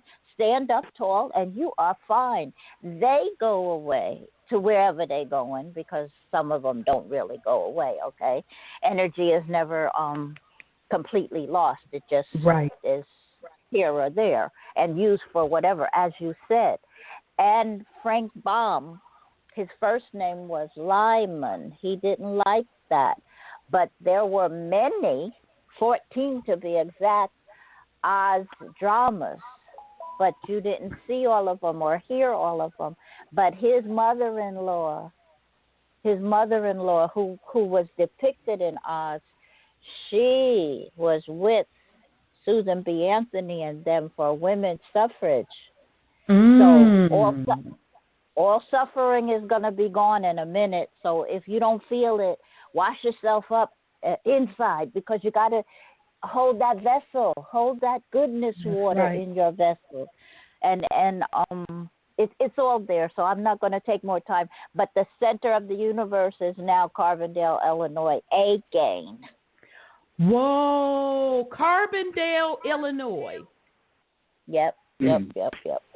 Wow. Because Kansas was for them and all like that. We're back in stride. That was and during this so-called Harvey rainfall, all doors are open. They said that on every channel at different times. Why would you say that unless the firmament doors were all open, unless the dome was all gone, unless all the veils were open? And they use numbers 13. They keep changing how many are dead. If it was really that bad, don't you think there would be more dead? Or aren't there more dead? And this is all FEMA stuff anyway. So it is. Anyway, my people in Louisiana, when it first started, we called. They said, hey, they ain't telling us to go nowhere. They're not bothering us. And then just yesterday, we're fine. We're fine. It's the energy of your body, the energy of all of your bodies. You have many bodies, so keep them intact. And I call you, each of you, the crew. So for each of you who said something this evening, you're right on target, and you've grown so much. Just be ready. All of the things. Click your own heels. You don't have to go home. Home is here. Home is coming to you, and it's going to be beautiful just in a couple of days now. And rest peacefully, Lincoln. Let's rest peacefully because now you can see from a different angle and aspect. Mm-hmm. So thank you, and I'm really happy for everyone. Thank you, sis. Thank you. Love you much. Thank you. Okay. Thank you. Peace and love, sis. Same to you. Okay, that was our sis Lioness. She always comes on and drops some profound knowledge for us. I truly, truly appreciate that. Okay, family. So as I stated before, this show, Let No Stone Be Unturned, Truth, Justice, Peace, and Love Prevail. I want to make it clear that if we pay attention, okay, the veil is unlifted. So we are supposed to be looking with your spiritual eyes, okay? Right. You will see the change unfolding before you, okay? If you follow the financial markets, not so much what they put before your face, just do a little, not even that much research, scan through Bloomberg Financial or other financial times, you will see that, the financial system that they created based on debt, because Sis even talked about it earlier, where the U.S. court, once again, if they don't get it together by September 30th to raise the debt ceiling, they're going to have to shut down the government. So meaning their systems that they created, which was an out-of-balance system, was never meant to work properly, okay? And this is not just the United States Corporation. This is all of the government systems across this planet that have set themselves up as corporations are in huge trouble. So we talked about the U.S. We all know what happened in Venezuela, where that economy collapsed. You had Greece collapse a couple years ago. You have the European Union being dismantled and the euro currency itself being dismantled. Talked about last week where nobody gave any media attention to where China, who was touted the new financial system, and I even thought this myself until I had to dig a little deeper and see it was all a smoke screen. They had a bank run last week. Yeah. And, and Rothschild, pulled his money out. Yeah. He sold his bonds. His bonds is us. He sold all those bonds because he's pulling out the U.S. debt. Yep. Because it's like on life support, and he knows it. And the bonds, of course, is our bonds. We're sold on the stock market. Right. Bonds, i.e. bondage. Bondage, exactly. The people go. Meaning he had no choice. So although it's on the physical realm of the system collapsing, that on the spiritual realm means there is no more bondage of slavery. It's only if you choose to be bound in your mind. So that was very much huge for that particular estate to make that move and dump their U.S. bonds. Absolutely, sis. Sorry, I didn't mean to interrupt you, but no, that's all right, because their time of ruling us is up, and they know it, and they're scurrying. They jump in ship like the wreck of a sinking ship. And so when I heard that, I said, "Ooh, wee!" I know. And I'm gonna say it again. This is 5, 7, 7, 7. And this is the year for Judah to rise and them to go down. Absolutely. Absolutely. Perfect, sis. Perfect. But they already done for. Yeah, they are. Absolutely. Yeah. They can't raise how can a bankrupt corporation raise a debt ceiling?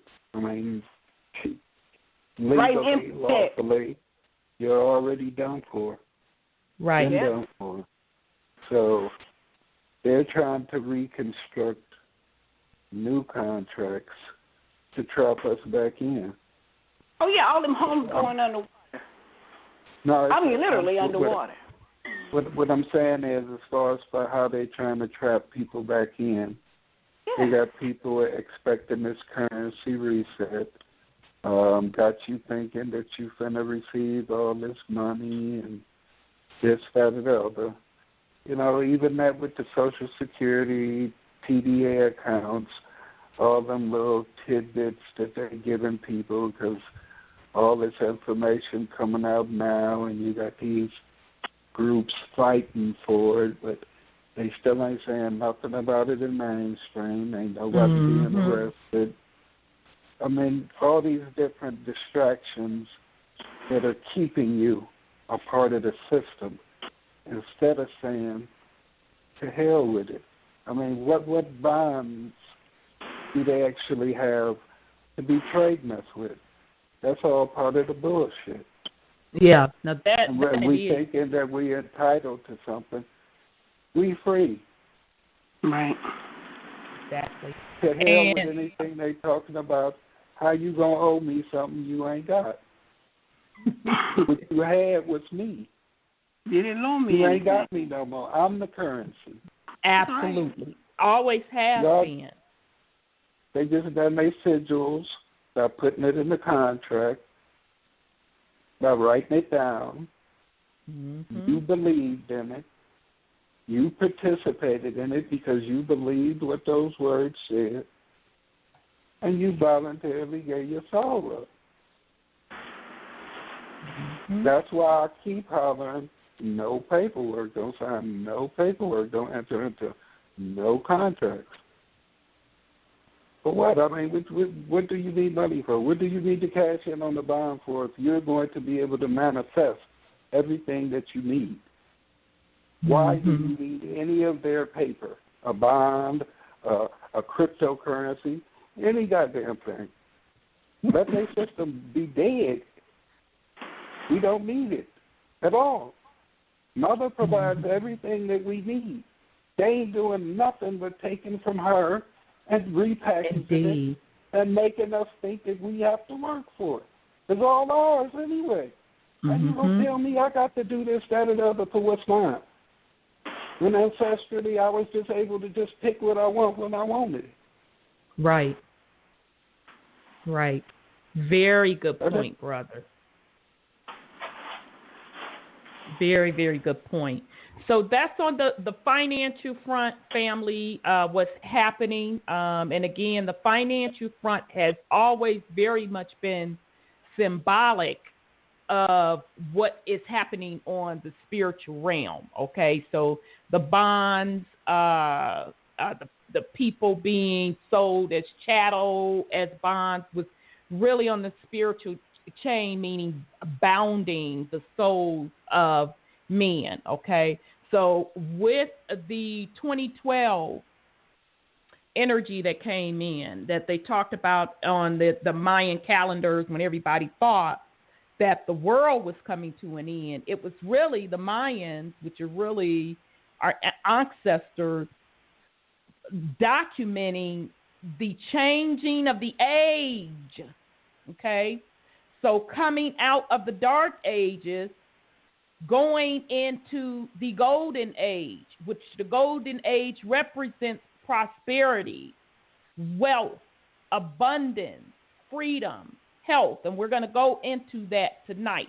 Okay, so the reason that the Mayan calendar stopped was not to symbolize the physical end of the world. It symbolized the physical end of that dark age, of going into a new age. Okay, so this is why you're seeing things like the financial system being in turmoil.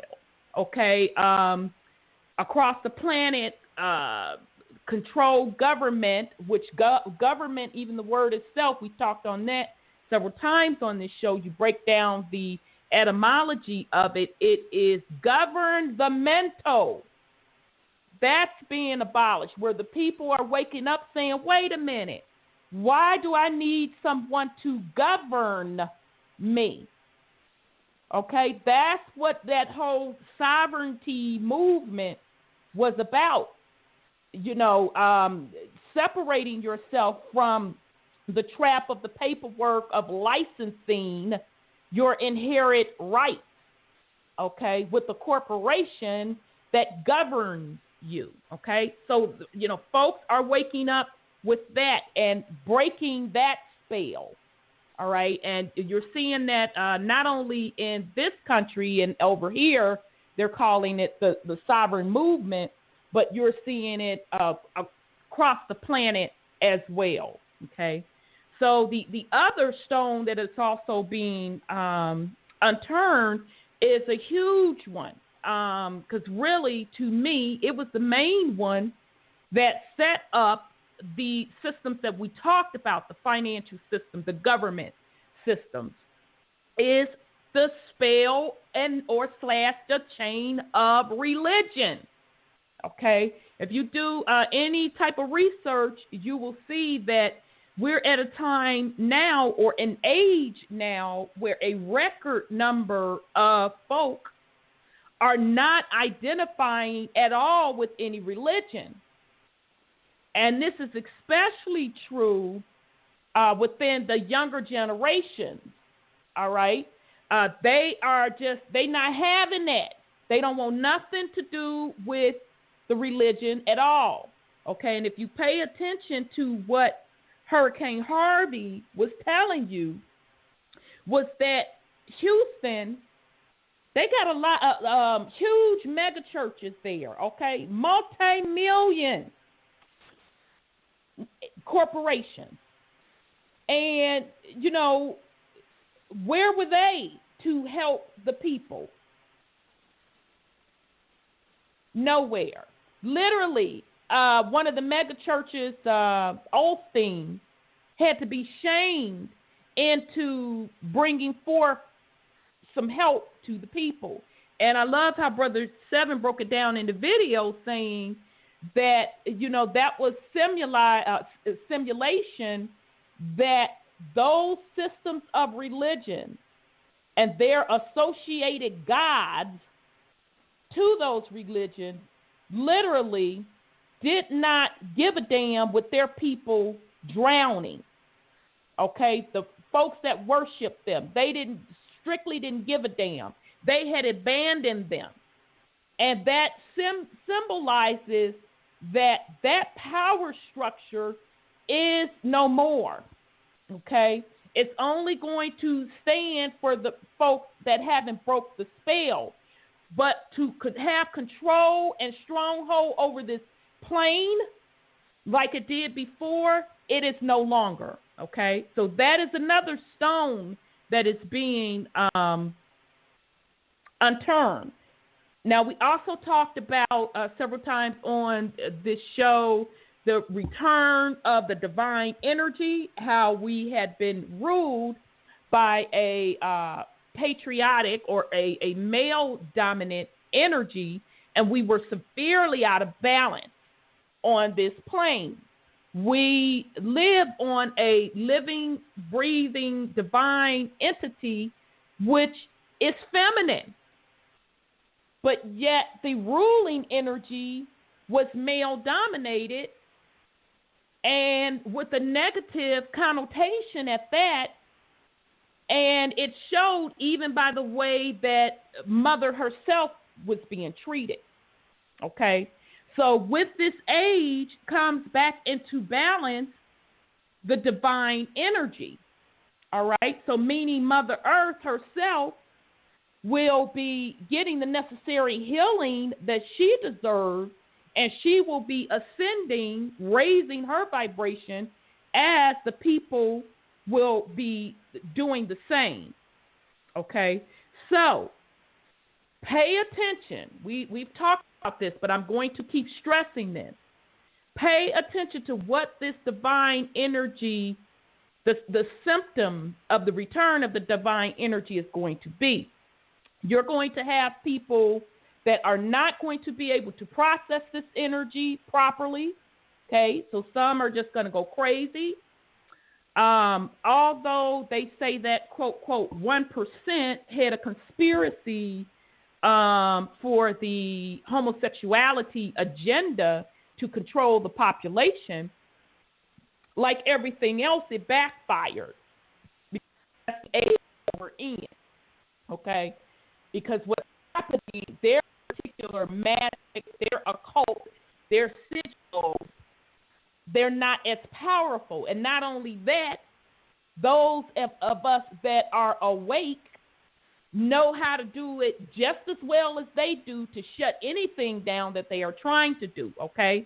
So even that homosexuality agenda that they put out, you may think that there's a, quote, quote, winning side of it, but really what that is symbolizing is how folk are processing the feminine energy coming back into play. So that is why we're seeing a huge surge, I call it, in gender confusion, or some folks identifying with a different gender. And Bobby Hemmett talked about this actually in the 90s. He specifically said that as we moved into a different age, that there was going to be a rise in homosexuality, and it was going to be more about the return of the feminine energy and how folks are processing it versus a conspiracy to control the population. That's what they started it out with that. But ultimately, that's not really what it's about. It is how folks are processing the feminine energy. All right, so I'm going to pause in case somebody want to put something on it. Give me a quick drink of water. Go ahead on, sis. I'm going to talk about September 23rd. I was watching this video. Absolutely. And Big Judah is the person who put it forward. And the guy he used was some kind of professor, and they're trying to say that the alignment that's going to be on September 23rd is the alignment of Mercury, Mars, and Venus. And they represent the patriarchal line up again. You know, and I said, wait a minute. So they're saying that Mercury is Gabriel, Mars is Michael, and Venus is Jesus. I said, wait a minute, wait. Something's wrong with that. So they're trying to take it back to 3 BC on 9/11, when Mercury was Gabriel, Venus was Jesus, and Jupiter was God. Right. And taking it back to a male-dominated energy as well. Energy, right. And then I decided, something hit me to look at the Lost Book of Enki. And the alignments of the planets when Anu came. And when he was here is Mamu, Lamu, Lahamu. And that's the mother, father, and the son, I believe. So I said, you know, that was one where the planets were the mother, the father, and the son, where the mother married the father, and then they had the son. And one of the books we were going through, I think said that. So this is a maternal energy coming back. The family, the cycle of the mother energy. And because that's what was walking up the steps when Anu came to the earth with his wife. He didn't come with his man. And he came with his wife, and the planets lined up, and the mother was first. And so I said, okay. So they're trying to get people to think that Jesus is coming. They're saved. They're still trying to keep you in the third density. But actually, it's your delivery time from the bondage that they put you in with those concepts. And they make the women work 15 steps behind. So anyway, that's what I wanted to say. That's what I was studying yesterday, and I said, wow, they're still playing that card. Oh, yeah. Yep, they're definitely trying. Now, it's not going to work. Don't get me wrong. It's not going to work because that is not the age that we are in. And we're going to go in just a couple minutes. I'm going to open up 404, and you're going to see when I read the age that we just left, the Pisces age, also associated with the dark age, just what Sis said will make even more sense. Let me go in, open up 404's line. Before you go there, I just want to say, Big Judah, he was right as his analysis, but the guy he was using and he was criticizing he's absolutely right about criticizing that. So that's all I want to say. Okay, absolutely. Okay, so let me open up 404's line. 404, your line is open. Yeah, I didn't have nothing to say. I thought this was like a psychic line, but then as I listened to what y'all was saying, I got interested, so I was just listening. It's not a reading line, right? No, it's a weekly show on spirituality. Okay. Because I'm Aquarius, so I've seen it. I read, the description. So that's why I called it. Okay, sweetheart, I get it. I'm like, psychic line. Oh, okay. Yeah. Okay, Hello, yeah. Yeah. Okay, we're going to get into talking about the Aquarius age and how the astrological signs are associated with different energies. Oh, okay. Oh, so okay. Is that it's supposed to affect all the Aquariuses or something, or? I'm sorry. Say that again, sis. Is that supposed to affect all the Aquarius' energy, or how does that work? Is it supposed to bring us good vibes, or you know what I'm saying? Or it's supposed to be It is. We're going to talk about it because the Aquarius age is not so much about you being born an Aquarius sign. It is about the energy that is associated with that age. And ages last a certain period of what we calculate as time. So we're going to get into that. And once I go over what the Pisces age meant and where we are now with the Aquarius age, it'll start to make sense. So I'm going to go over it in about 5 minutes. I think Sis Lioness came back into the queue. So bear with us, Sis. All right. Okay, peace and love. Okay. All right, Sis Lioness. I'm not sure if you came back in the queue. Forgive me if not. Yes, okay. I did. Okay. Okay. Just to hit with Sis Sandra, you are so on it because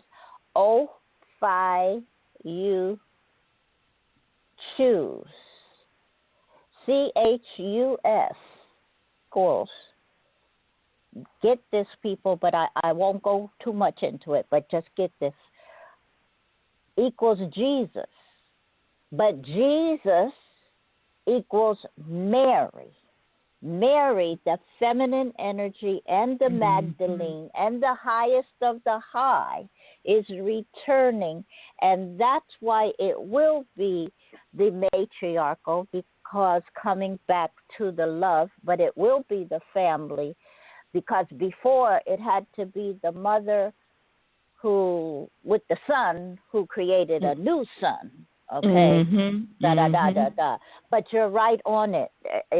And tell the young lady who just called, yes, she's in it.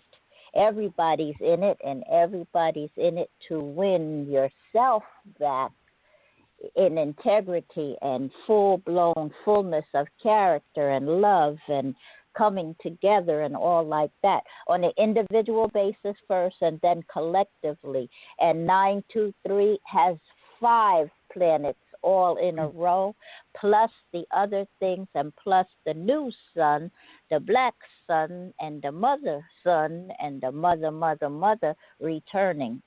Ophiuchus. Yes. That's why they don't want to tell you all about it. Yep, we're going to talk about that Thank too. you. Yeah, okay, sis, just tell the family about the show that you're going to do tomorrow. You said at 9 p.m. Eastern. You're going to do it on Blog Talk, right? Yes, I did one, and then things were all, because Mercury had come in, and it was paying attention to detail, and everybody wasn't, so it's all good. It's all good. Okay. But if people listen to the first one, they'll get a tone.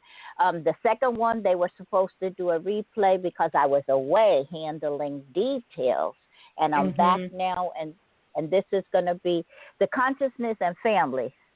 Now, are they really working together? But it encompasses all of what you're doing, so it's still all in sync and all of this other stuff. But it's all uplifting too. So yes, so thank this you. is on Blog Talk under Lioness, Blog Talk. right? Yeah, it's longer than that because I had to put in something. But if they do a search on it, they will get 2 or 3 lionesses, but you'll see discerning and deciphering. That's me. So and then we'll go from there. Deciphering. Okay, all right, and I'll make sure I post it on Truth Uncompromised Facebook page, and I'm definitely going to try to join tomorrow. And the number, if they want to call in, is 818-532-9786.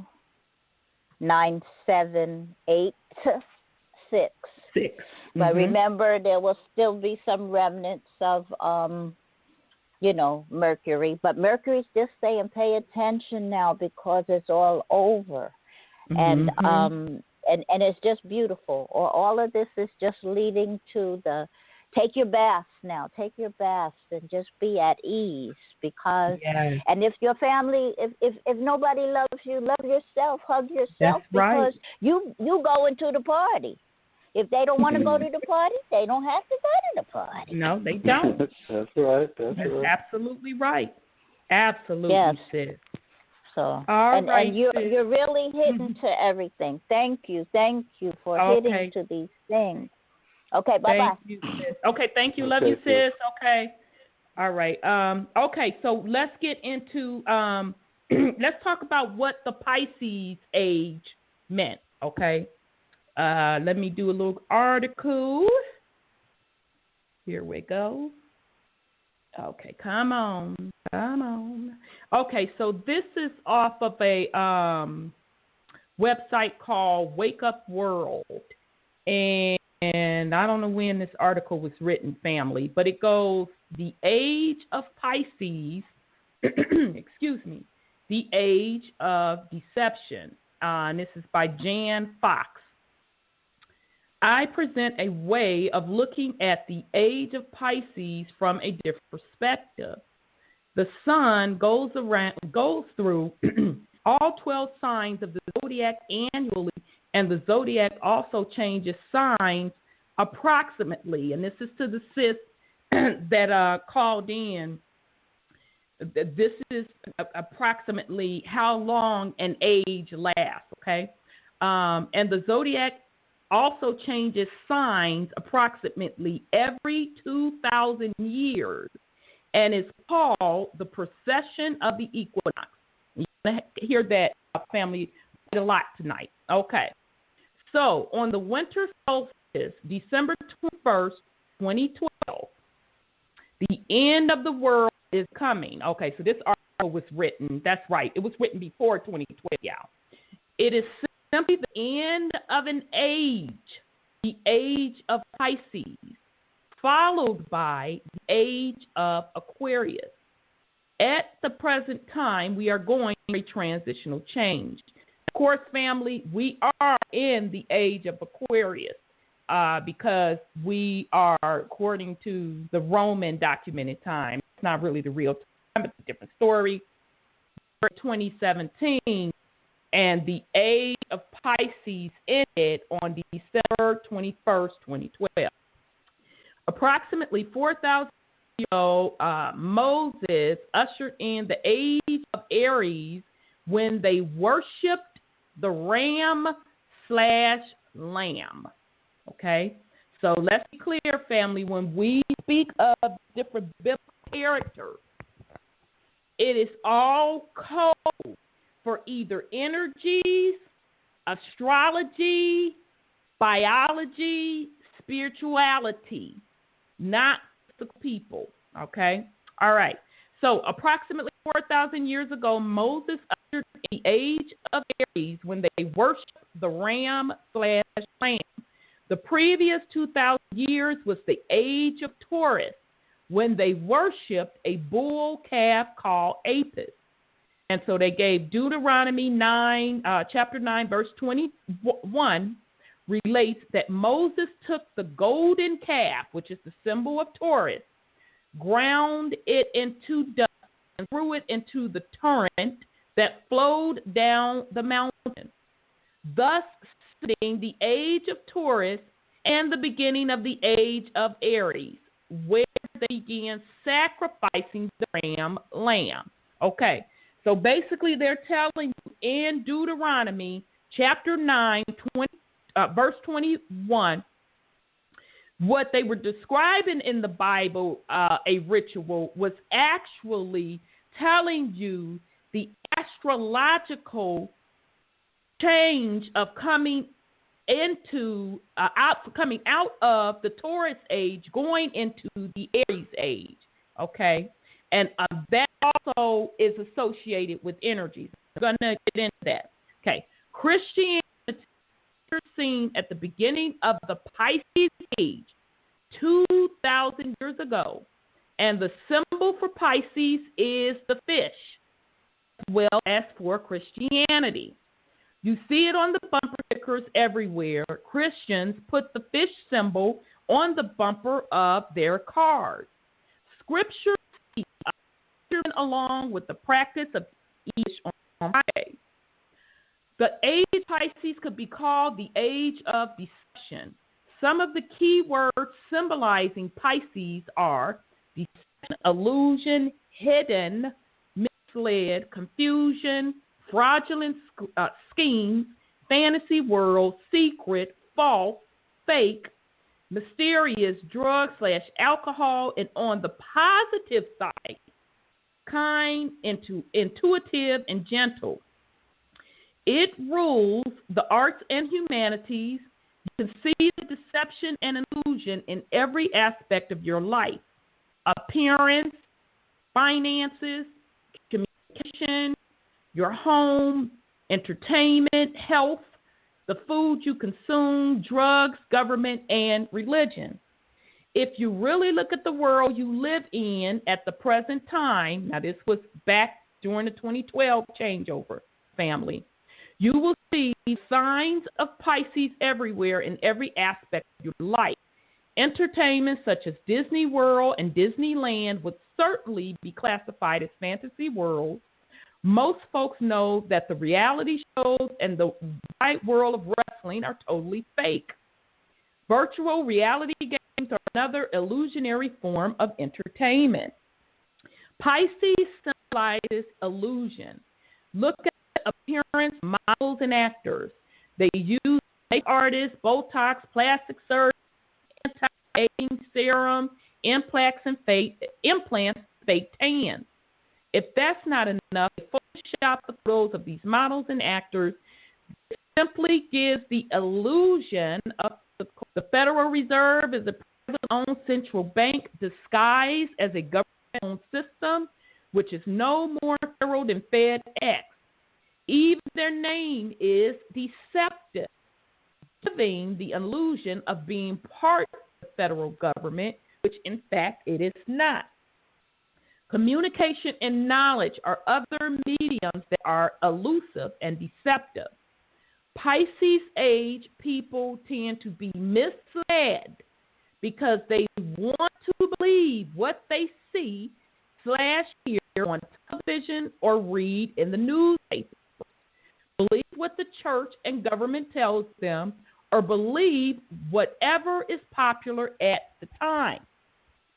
Back in history, in the 1500s, many educated people believed that the world was round. But it was not until the 1800s that knowledge came by it. Yet much earlier in history, they believed the world was a sphere. They said Isaiah 40:22 says he sits enthroned above the circle of the earth. This world did not become round only at the point where it becomes acceptable to say it was round. It was always round. Truth does not become true only when it becomes acceptable. Much of our ancient history has been destroyed, burning of ancient scrolls, the burning of the library at Alexandria and other libraries. Much of our history is hidden in the archives of the Vatican and in the basement of museums and monastery libraries. Shamans in indigenous tribes who only pass ancient knowledge to their tribes have been kept. Governments also withhold or keep hidden information from the masses, calling it classified top secret. There are many societies and mystery schools. Even owning your home is deceptive. You finance with the bank, and it has a right to foreclose on your house. Take it to get behind on your payments. Although you have the illusion of owning, the bank really owns it until it's completely paid for. But you must pay the property tax on the house. Why isn't the bank paying the tax on the house since they own it? Another illusion and fraudulent scheme. You are even being misled regarding the food you eat, water you drink, and the air you breathe. Genetically modified foods are being sold to you as if they are better than the foods from Mother Nature. A New York Times article written by Roger Cohen declares that people who buy organic foods are disillusional cult followers living a fable. If they think GMO foods are better, why don't they label it like organic food is labeled? The water you drink is loaded with fluoride and other toxic chemicals. There is even fluoride in your toothpaste. If you read the back of the tube, it states that if you swallow more than a toothbrush full of toothpaste, then call the Poison Control Center. What does that tell you? Organic Consumers Associated states fluoride is a persistent and non-degradable poison that accumulates in the soil, plants, wildlife, and humans. You are led to believe that GMO fluoride are good for your health, but in actuality, it is nothing but a lie, a falsehood. The air breathes and the chemtrails, military fencing trail chemicals that crisscross our sky. A few ingredients in arsenic, barium salt, lead, borax, uranium, and any other toxin. This is what you breathe in every day. Do you wonder why people are so sick? Other thing Pisces symbolizes is drugs. You can't turn on the television set or radio or open a magazine or go to your email without spam for drugs are everywhere. A key is deception. Pharmaceutical drugs don't cure anything. They simply cover up or hide the symptoms. Pharmaceutical companies are fined for deceptive advertising, and you can go to prison for selling. According to the Life Extension magazine, the total number of deaths caused by traditional medicine is an astounding 783,000 annually. And evidence that the American medical system is the leading cause of death in the U.S. The drug is to be feared more than most of us were taught that Lucifer was a fallen angel and is simply another name for the devil or Satan. But with a little history, it turns out that Lucifer is translated as day star. Lucifer simply means light bearer. According to the University Today, another name for Lucifer is the morning star or Venus. He especially the United States live under the illusion that when in actuality they are no more than slaves. They must get a license permit meaning permission from the state/federal government, anything they desire to do. It used to be American could not marry a Caucasian, a gay marry as they are not given permission from the federal government. Did not make permission to vote. In 1869, Britain granted unmarried women the right to vote in local elections. In 1920, a constitutional amendment was adopted, women's suffrage in all states of the United States. Women agreed to get credit cards in their name. It had to be in the with the prefix Mrs. attached before her husband's name. In 1974, the Equal Credit Opportunity Act came into force, giving women credit opportunities. That was only 38 years ago. Is America really the land of the free or just another illusion? Marriage license, hunting and fishing license, driver's license, business license, even a license to work different occupations are required by state and federal governments. You can't even cut someone's hair without a cosmetology/barber license. You can't go outside of your country without a passport. You can't fly away with your shoes off, baggage and handbags, and run through the back scanner, X-ray machine, or body search. You're told it is for your safety from terrorists. Another illusion. You can't carry a firearm without a permission from the government to defend yourself. We can already see some of the signs of Aquarius. Okay, so all that they were mentioning above was the Pisces age. So that Pisces age represented the religious age, which was all about control and govern the mental, aka government, of the inundated throughout the fabric of society, from the finances, entertainment, even to daily activities in life through the government. Okay, so that was the age of Pisces, the age of illusion. Okay, so we can already see some of the signs of Aquarius. The symbol for Aquarius is the water bearer, but in reality, it's not water, but knowledge that is being poured into the well for all to partake of, regardless of race or religion. The age of Aquarius is ruled by Venus, the planet of shock and revolution change, and is associated with freedom, justice, and new technology. So they put in here, Obama certainly brought shocking change, and the tsunami of change continues. New technologies, 100 years ago, people never have dreamed of such items as computers, emails, smartphones, televisions, digital cameras, video recorders, space rockets, drones, robotic insects, holograms, etc. And this is just the beginning of the age of Aquarius. Some ancient knowledge that was previously hidden now coming forward. The Dead Sea Scrolls, the Copper Scrolls, and Hammadi documents that were found in the middle of 1900s have been released to the public.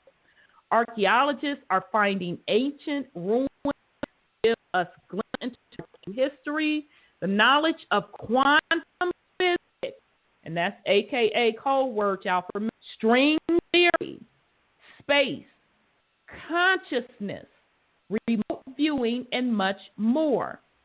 Conspiracy theories of the 90s are now considered facts. And I find that interesting.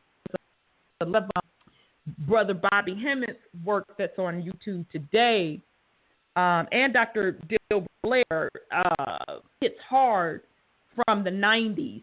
And almost all of the stuff that they discussed is coming into fruition now, okay? And a lot of what they said, they were classifying folks as conspiracy theories, have actually been proven true. Because with the age of Pisces being hidden an illusion, and the age of Aquarius, the veil is lifted, okay? All is being revealed and no stone. So Aquarius is knowledge given free to humanity. So they're going to plug their website. Such websites as wakeup.com. I don't too particularly care, but whatever. David Icke, Divine Cosmo, Natural News, The Vigilant Citizen, Jordan Maxwell, and Zen Gardner, to name a few. Excuse me. And those are just some of the people. Those of you that, go on YouTube, there is a wealth of information out there. Anything that you can possibly think you want to know about, you want to explore more, you can simply type it into Google. You can go to YouTube and you can find this information. It's so, I think when they put up the original, we talked about this on the show previously, when they put out the internet, it was kind of used as an experiment to get a gauge on what people were thinking, to keep them in check, and they tried to control the level of information, and specifically with social media. Some say that was a huge experiment to control and get a gauge on what the people were thinking. And because we are in the age of Aquarius, where the veil is being unlifted, it fired. So what it did was actually the divine beings used that technology to put vast amount of information out there. Okay, and it helped spread the word on such concepts as consciousness, such concepts of what we are discussing tonight, coming out of the age of Aquarius. Coming out of the age of Pisces, going to the age of Aquarius, and what that really means. Okay, so in conclusion, this article is saying it's time to wake up and see your fantasy world for what it is. A huge shift upon you in every area of your life the day you were born. Let's hope the age of Aquarius is free of Pisces. Okay, this article was from website Wake Up World, and it's called The Age of Pisces, The Age of Deception. So I'll pause in case you all want to put something on it. If not, we will certainly move on. I was just wondering if it's my phone that's breaking up, because you broke up quite a bit, but I got most of it. Oh, wow. Yeah, Brother Sean? I was wondering the same thing. Oh, I that's even changed my headset. What? I'm sorry, family. I didn't hear it breaking up. Yeah, it's not even breaking up. Oh, that's interesting. It started when we started putting out some good information. Of course. And then it went downhill on that article there because they don't want to give up. Oh, well. Okay. So yeah, I'm sorry. Go ahead. About all the fakeness that we've gone through, and you live a lot of years on this planet, and you hear that, and your mouth kind of drops open, and it's really, men would say a ball buster, but it's really deflating. Really, really deflating to know that you've been had so badly for some money. Or fake currency or fiat or whatever you say. And then they're writing bad checks saying they got money, but there's no money in the account. But then they tell you got to pay. but you better right. not have a Vatican. So, it's really sad. And then religion, they make a deal to get their 501c3s that they won't tell you the truth. They won't tell you what the Bible actually says, the book really says. They give you this packed story that some person at the top sits and prints these books that they got to pass it on to all the churches, right. You know what I'm saying? And so that's the trainer for that week, and you got to stick to that script.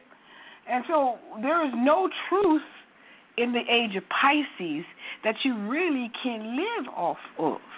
If you're not living off your own self, then you're really in trouble. I was listening to Charles Manson, and they said Charles Manson was crazy. And I was listening to him. I said, he's a little smarter than most of us, because he was talking about the illusions, the things that people think are happening that is not, and how the government has it all out there doing all these sleight of the hands, like wasn't the Wizard of Oz, the little man behind the curtain, right? And the wizard. Yeah, so they're trying to operate and their time is up. The little man behind the curtain got found out with these movements, and that article is spot on. It was really good, and I liked it because it is the unpalatable truth. And then you get to the fact that we have to have the courage to listen to the truth. And don't bury your head in the sand like an ostrich, because there's too much of your body sticking out and to be knocked off. And we have to come to the fact that if we don't endure truth, then we're lost. You'll always stay lost. So truth is one of the topics that you're into, and that was really, that was an eye-opener, that article, and what I've learned over the years, she's telling the truth. And that's all I want to. Absolutely, indeed. And, I just want to further explain, let's look at even that Pisces from a metaphysical perspective, okay? So, that Pisces represents, in Christianity, they associate that fish with Jesus, okay? Right. So those of us that have studied like the Anunnakis and the Lost Book of Enki, we know that they associate that fish with Enki, okay? Right. And we also know that even in the Bible itself, when they use the word God, or they use the word Lord, or they use the word Jehovah, that it was really symbolizing giving homage or worshiping either these beings or either those spiritual energy associated with the names of the Incas and the Enlils and the Anu, okay? All of that was under the age of Pisces, okay? The age of deception. That's a classic example, because folk were around this plane, around this planet, using that Bible for their own personal spirituality guidance and turning over their energy to, I felt myself go out that time, to these particular entities, to these particular energies. So it wasn't about going within, it was about buying into the illusion of that something or someone is over you, and in order for you to get power or just to simply sustain yourself, that you must look outside of yourself and get the permission from these quote, quote, entity beings to just simply live life, okay? So that was a huge part of the Pisces error and the error and why in that particular article they associated it with deception, okay? Now, from an astrological standpoint, what we have to enter and understand, when you hear folk talk about astrology, yes, it is totally lined up with, what they call the signs, and they associated a time with those signs. But more importantly, what that represents is what energies will be dominant during that age. Okay? So our ancestors knew that based on where we were from an astrological standpoint, what energies would be dominant. And they used those energies to their advantage. All right? So part of that Pisces age, which can be associated with being in the dark ages, was us not knowing that hidden knowledge. Okay? So we were literally depending on the religion organization to tell us how to seek divine spirituality, divinity. And of course, if they are ciphering your energy for their purposes, they're not going to tell you what age that you're really in and what particular energies associated with that age are dominant, and how you should be harnessing those energies to benefit you. Okay? So that's what the whole Pisces age, especially in this particular cycle that we just left out of, it was closing out the dark ages. Okay? That's what December 21st, 2012 represented.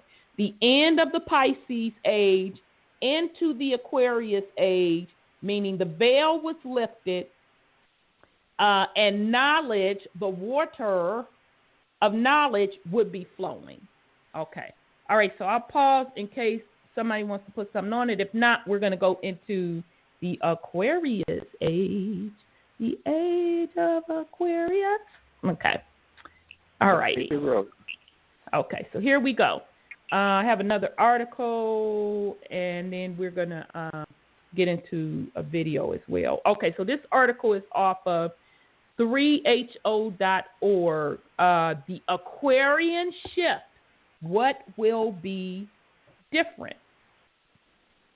Okay, and this is by Shaktanki Khalsa.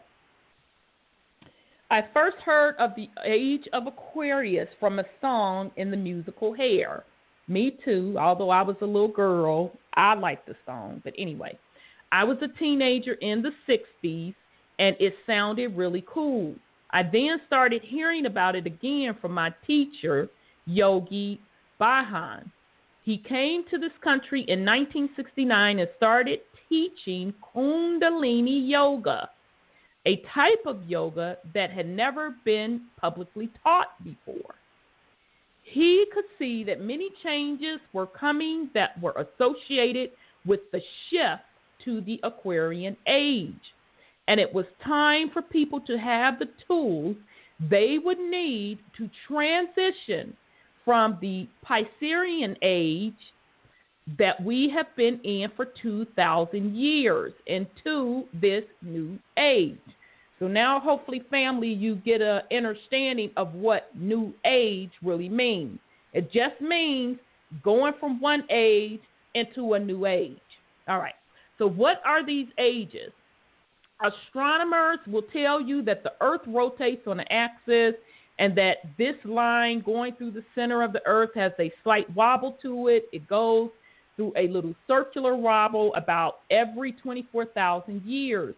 This cycle has been broken into 12 parts associated with 12 astrological signs based on what constellation the axis is wobbling toward. From around 2000 BC to 0 AD, we were in the age of Taurus. Okay, so the other article talked about Taurus and how it talked about in the Bible Moses doing a ritual saying that they were coming out of the age of Taurus, going into the age of Pisces. All right. From 0 AD to the present, we have been in the age of Pisces. For the next 2,000 years, we will be in the Aquarian Age. We have been in transition from the Pisces Age to the Aquarian Age for the last 50 years. The official beginning of the Aquarian Age is November 11, 2011. Okay, so I want y'all to pay attention to that. 11, 11, 11. Oh, they said it. Sorry. 11, 11, 11. Okay, 11 number represents manifestation. Okay. Some people have set this date as December 21st, 2012, considering that this is a 2,000-year cycle. No matter which date you accept, we are in for lots of changes in the near future. Why is this so important? Many people go their whole lives not caring or knowing if they are Pisces or Gemini or what their moon or rising sign is. This change to the Aquarian Age is so important because it changes the astrological condition for the entire planet. Every person on planet Earth has been and will be affected by this shift. Let's investigate what will be changing. The Pisces Age has been dominated by hierarchy and power. The key phrase for this age was from Shakespeare Hamlet, to be or not to be. To make a successful and happy life, you needed to resolve this question. The key to the astrological sign Pisces is, well, he says, I believe. I like Brother Sean's take, and I'm agreeing with them. I know. Okay, but anyway, during this age, in order for you to be, you need to find someone or something to believe in. I don't know where he's going with that, but anyway, when you found that thing, oh, he was saying in the Pisces Age, my bad, okay. When you found that thing, you attach yourself to that thing and were guided how to live. This could be a religion, a political ideology, a charismatic leader, work, etc. The keys to life were hidden and secret in the halls of power and in the monasteries and ashrams. But you didn't need to know these secrets, only to follow leaders and guides who did. This created vertical hierarchies as a result, and it was essential to find your place in the pecking order. This has been the foundation for human consciousness for the past 2,000 years. Everything that you have learned from your parents and they from their parents going back 2,000 years has been colored by the Pisces frame of reference. And now this is all changing. The Aquarian Age will be dominated by networks and information. The key phrase for this age is B2B. The key to the astrological sign, okay, he said it, my bad, man, article. The key to the astrological sign Aquarius is I know. This is the age of information. Nothing is secret anymore. All information is available at your fingertips. Where the Pisces Age was organized in a vertical up and down structure of hierarchy, the Aquarian Age is organized in a horizontal network, opening the world up to true equality. During this age, the focus is no longer on your identity and existence, quote, to be or not to be, but on accepting yourself as a whole person, B2B, who does not need to believe in something outside of yourself. You are ready to accept that you have the knowledge and wisdom within yourself. It is no longer necessary to attach to something outside yourself, but to become a leader of one, yourself. Instead of being a railroad car that is pulled by an engine, you become your own engine. It is your responsibility to stay on track and keep moving forward. With this understanding, it is easier to comprehend what has been happening in the world over the last 50 years. On the inner level, since the 1960s, there has been a huge movement towards personal transformation, self-awareness, self-improvement, yoga, meditation, Tai Chi, alternative healing, natural foods, etc. There has also been a major increase in depression, suicide, anxiety, stress, drug use, both pharmaceutical and recreational. In the outer world, we have seen amazing changes. Civil rights, environmental consciousness, women's rights, gays' rights, global consciousness, etc. We have also seen the rise of fundamentalism, terrorism,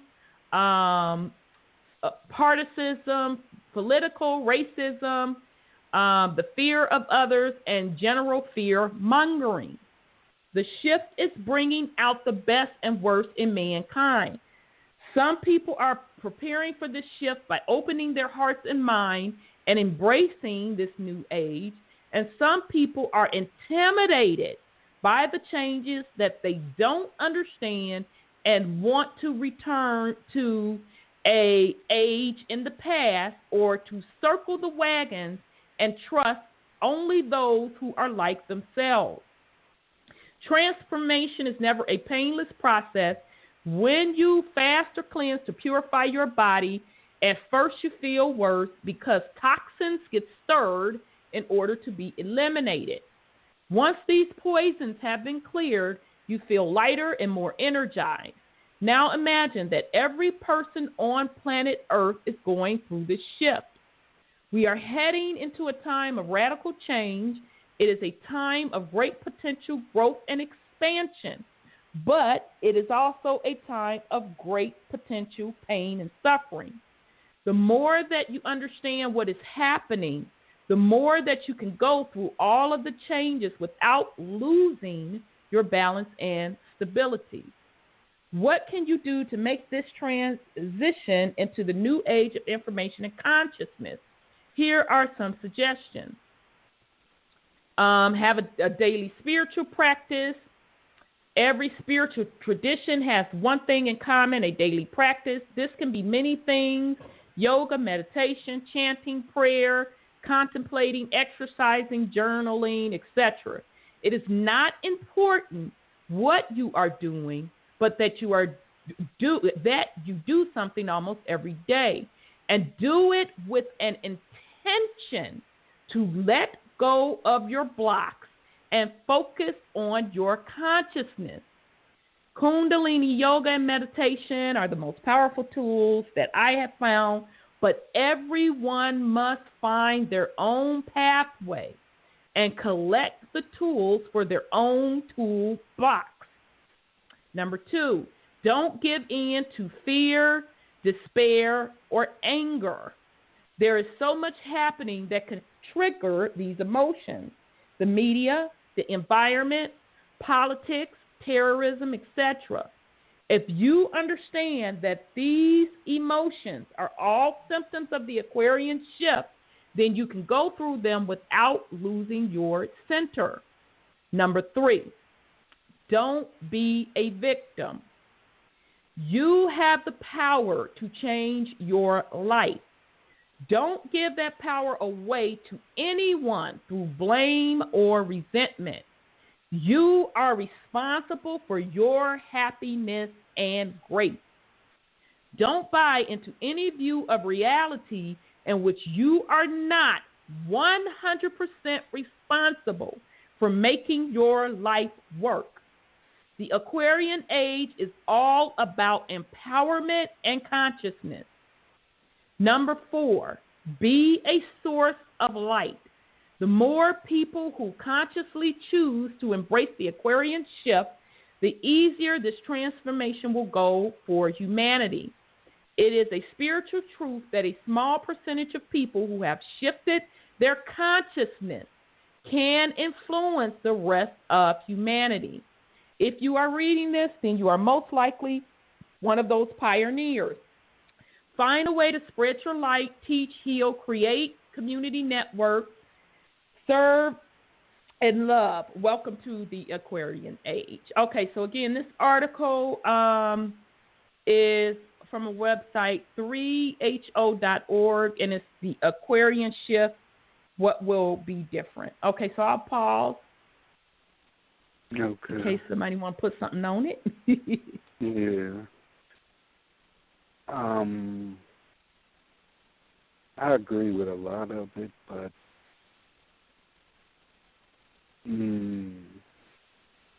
it just seemed to,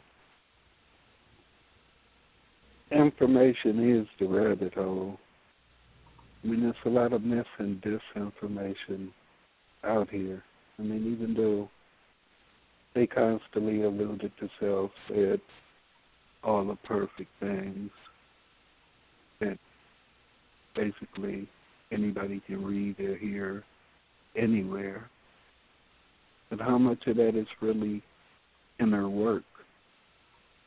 I mean, you're repeating a program. We're supposed to be letting go of all of these systems. I mean, as far as the ages, period, we're beyond ages.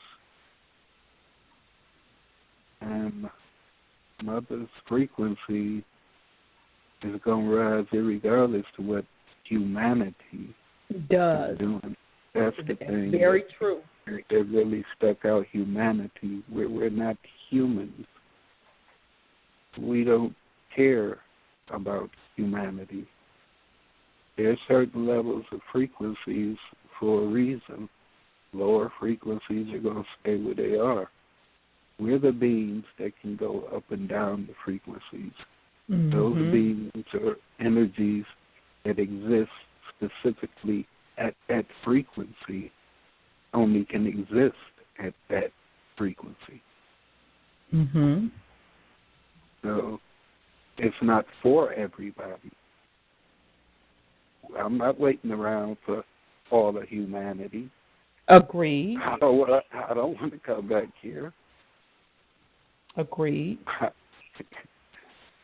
So, I mean, anytime they bring humanity into it, it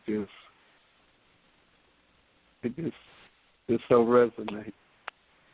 It just makes me forget everything else they said, because you just changed the whole frequency.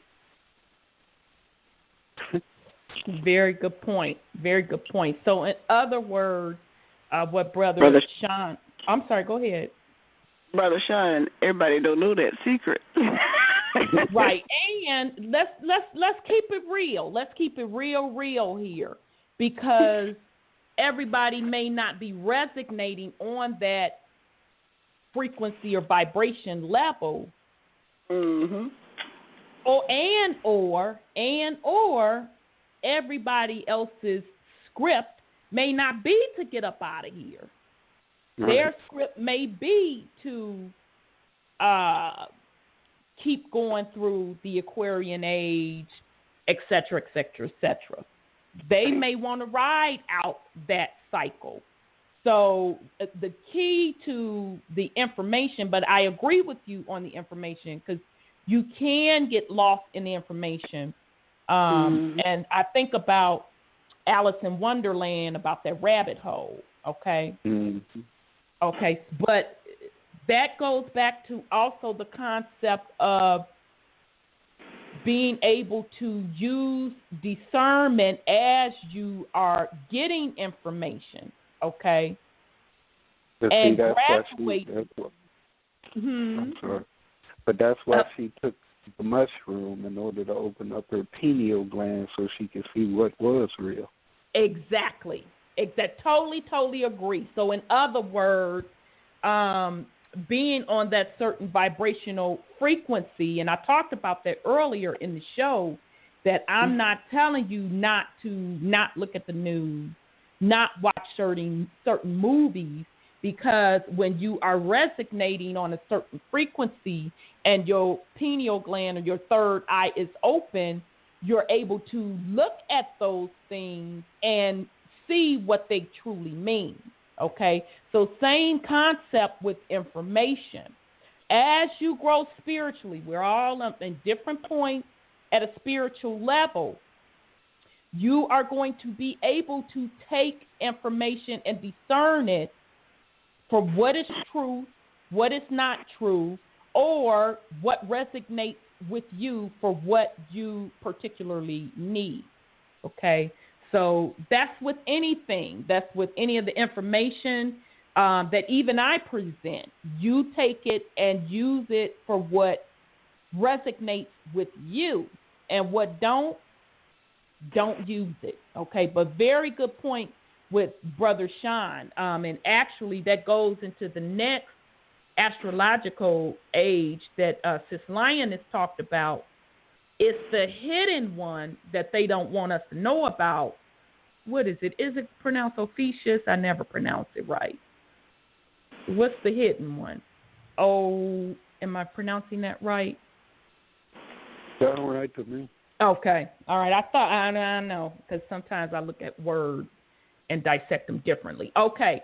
So what Brother Sean was trying to get at, that although we are in the Aquarian age, you as a divine being are not bound to that age. Okay? You can go beyond the Aquarian age. Okay?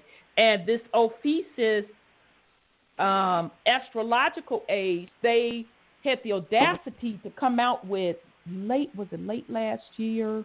I can't remember when, talking about they discovered a new astrological sign, the 13th sign. Okay? In occult, the number 13 represents hidden. Okay? So they were telling you pretty much that they were hiding this 13th sign from you. Now, I'm going to read to you this 13th sign, and it's going to bring things into perspective and really, really dive into a little bit more what Brother Sean was saying, that you don't have to even be bound by the Aquarian age itself, okay? All right. Ophiuchus is a large constellation located around the celestial equator. Its name is from the Greek. Now, I can't make this up, y'all. Serpent bearer. And it is commonly represented as a man grasping the snake that is represented by the constellation Serpens. Ophiuchus was one of the 48 constellations listed by the 2nd century astronomer Ptolemy, and it remains one of the 88 modern constellations. It was formerly referred to Serpentarius. Okay, so I'm going to stop right there to break that down real quick. It's known as the serpent barrier. When you see the representation of a serpent, it always means, from a spiritual perspective, Kundalini. Okay? So think about this. They're telling us that this is the 13th astrological sign that was hidden. And its symbol is the serpent barrier, or Kundalini energy, Kundalini rising. Okay. So Ophiuchus is feminine energy. Ooh, wow. All right now. Ophiuchus is located between Aquila, Serpens, and Hercules, northwest of the center of the Milky Way. Okay, so we didn't Sorry, family. I was so busy reading. Those of you that are joining us on the internet, if you want to continue with us, you need to dial in. We're going into overtime. 929-477-3858. Like, you need to be dialing in now. You have less than 1 minute. 929-477-3858 if you want to continue with us in overtime. Okay. All right. Where was I at? Lost my place. Okay. All right. So, Ophiuchus is located between Aquila, Serpens, and Hercules, northwest of the center of the Milky Way. Okay. Now, we didn't. I couldn't find a good article that talked about the other significance of the 2012 alignment, because on December 21st, 2012, there was a galactical alignment. So meaning our galaxy lined up with the central sun, which is in the center of the Milky Way galaxy, okay? So with that alignment, and they said that doesn't happen. I can't remember, family, if it's 36,000 years, every 36,000 years that happens. But anyhow, that alignment and us being aligned with that central sun also brings new sets of powerful energies associated with it, okay? So with them saying that this particular hidden constellation, Ophiuchus, is kind of located northwest of the center of the Milky Way galaxy, it made sense to me why it was, quote, quote, hidden. Okay, so anyway, the southern part lies between Scorpius to the west and Sagittarius to the east. In the northern hemisphere, it is best visible in summer. It is located opposite Orion in the sky. Ophiuchus is depicted as a man grasping a serpent. The interposition of his body divides the snake constellation Serpent into two parts, Serpent Caput and Serpent Cadi, which are nonetheless counted as one constellation. So I'm going to stop there. So with them saying that the way his body is positioned and it is divided into the two parts, this man with this snake, what that represents, family, is your lower nature and your higher nature. That Kundalini.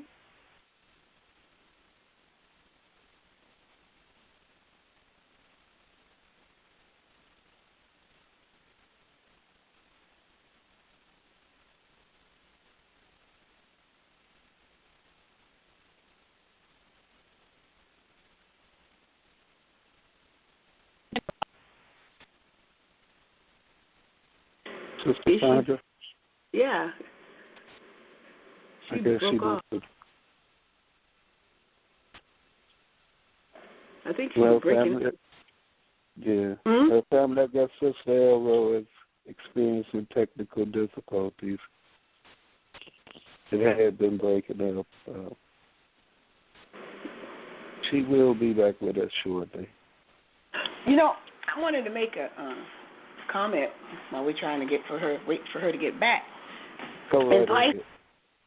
In Pisces, to be or not to be was their theme, right? And it's kind of ironic, since to be or not to be is one of Shakespeare's famous lines. And Shakespeare, during that whole time of Pisces, was told to be a man. And it turns out to be an Asiatic female. And I am just thinking, they have had that age of deception for 2,000 years. I say 20,000, but 2,000 years. And they can't even tell the truth who said to be or not to be. And it just really came out that they are now having to say it was a woman who did it. So it's kind of interesting that they hide things that are beneficial for certain sects, certain races, and certain people group to be proud of themselves and to flourish and to grow. And they do that deliberately to control the masses. And so when you said that you're not the human race, we're not. We're mankind. So that's another play on the truth, because they're not telling the truth there either. So it's kind of weird that I'm glad it's gone, but with knowledge comes responsibility. And to say this one thing too, that the first sin in the Bible was knowledge. And I'm like, wow, why is knowledge a problem? But then that brings a whole lot of questions to the forefront, because when people know too much, they are required. More is required of them when they know. But that was the first sin, is knowledge, just to want to know something. Mm-hmm. But we're not mankind either. What are we? Mankind, that's a kind of man. We're man, pure yes. energy. We're energy. Nothing is physically. Our soul is physically bound. In temporal body. Like she was saying about the man, the 13th astrological sign being the man holding the serpent. That's in resistance to the divine feminine. But you know, and that they're portraying. But when Moses, when the people since she was talking about Moses and the bull, that was really interesting, because I never thought of the Taurus being over. But he also, in the wilderness, held up a snake. And that snake was supposed to give healing to the ones that were bitten by the snake.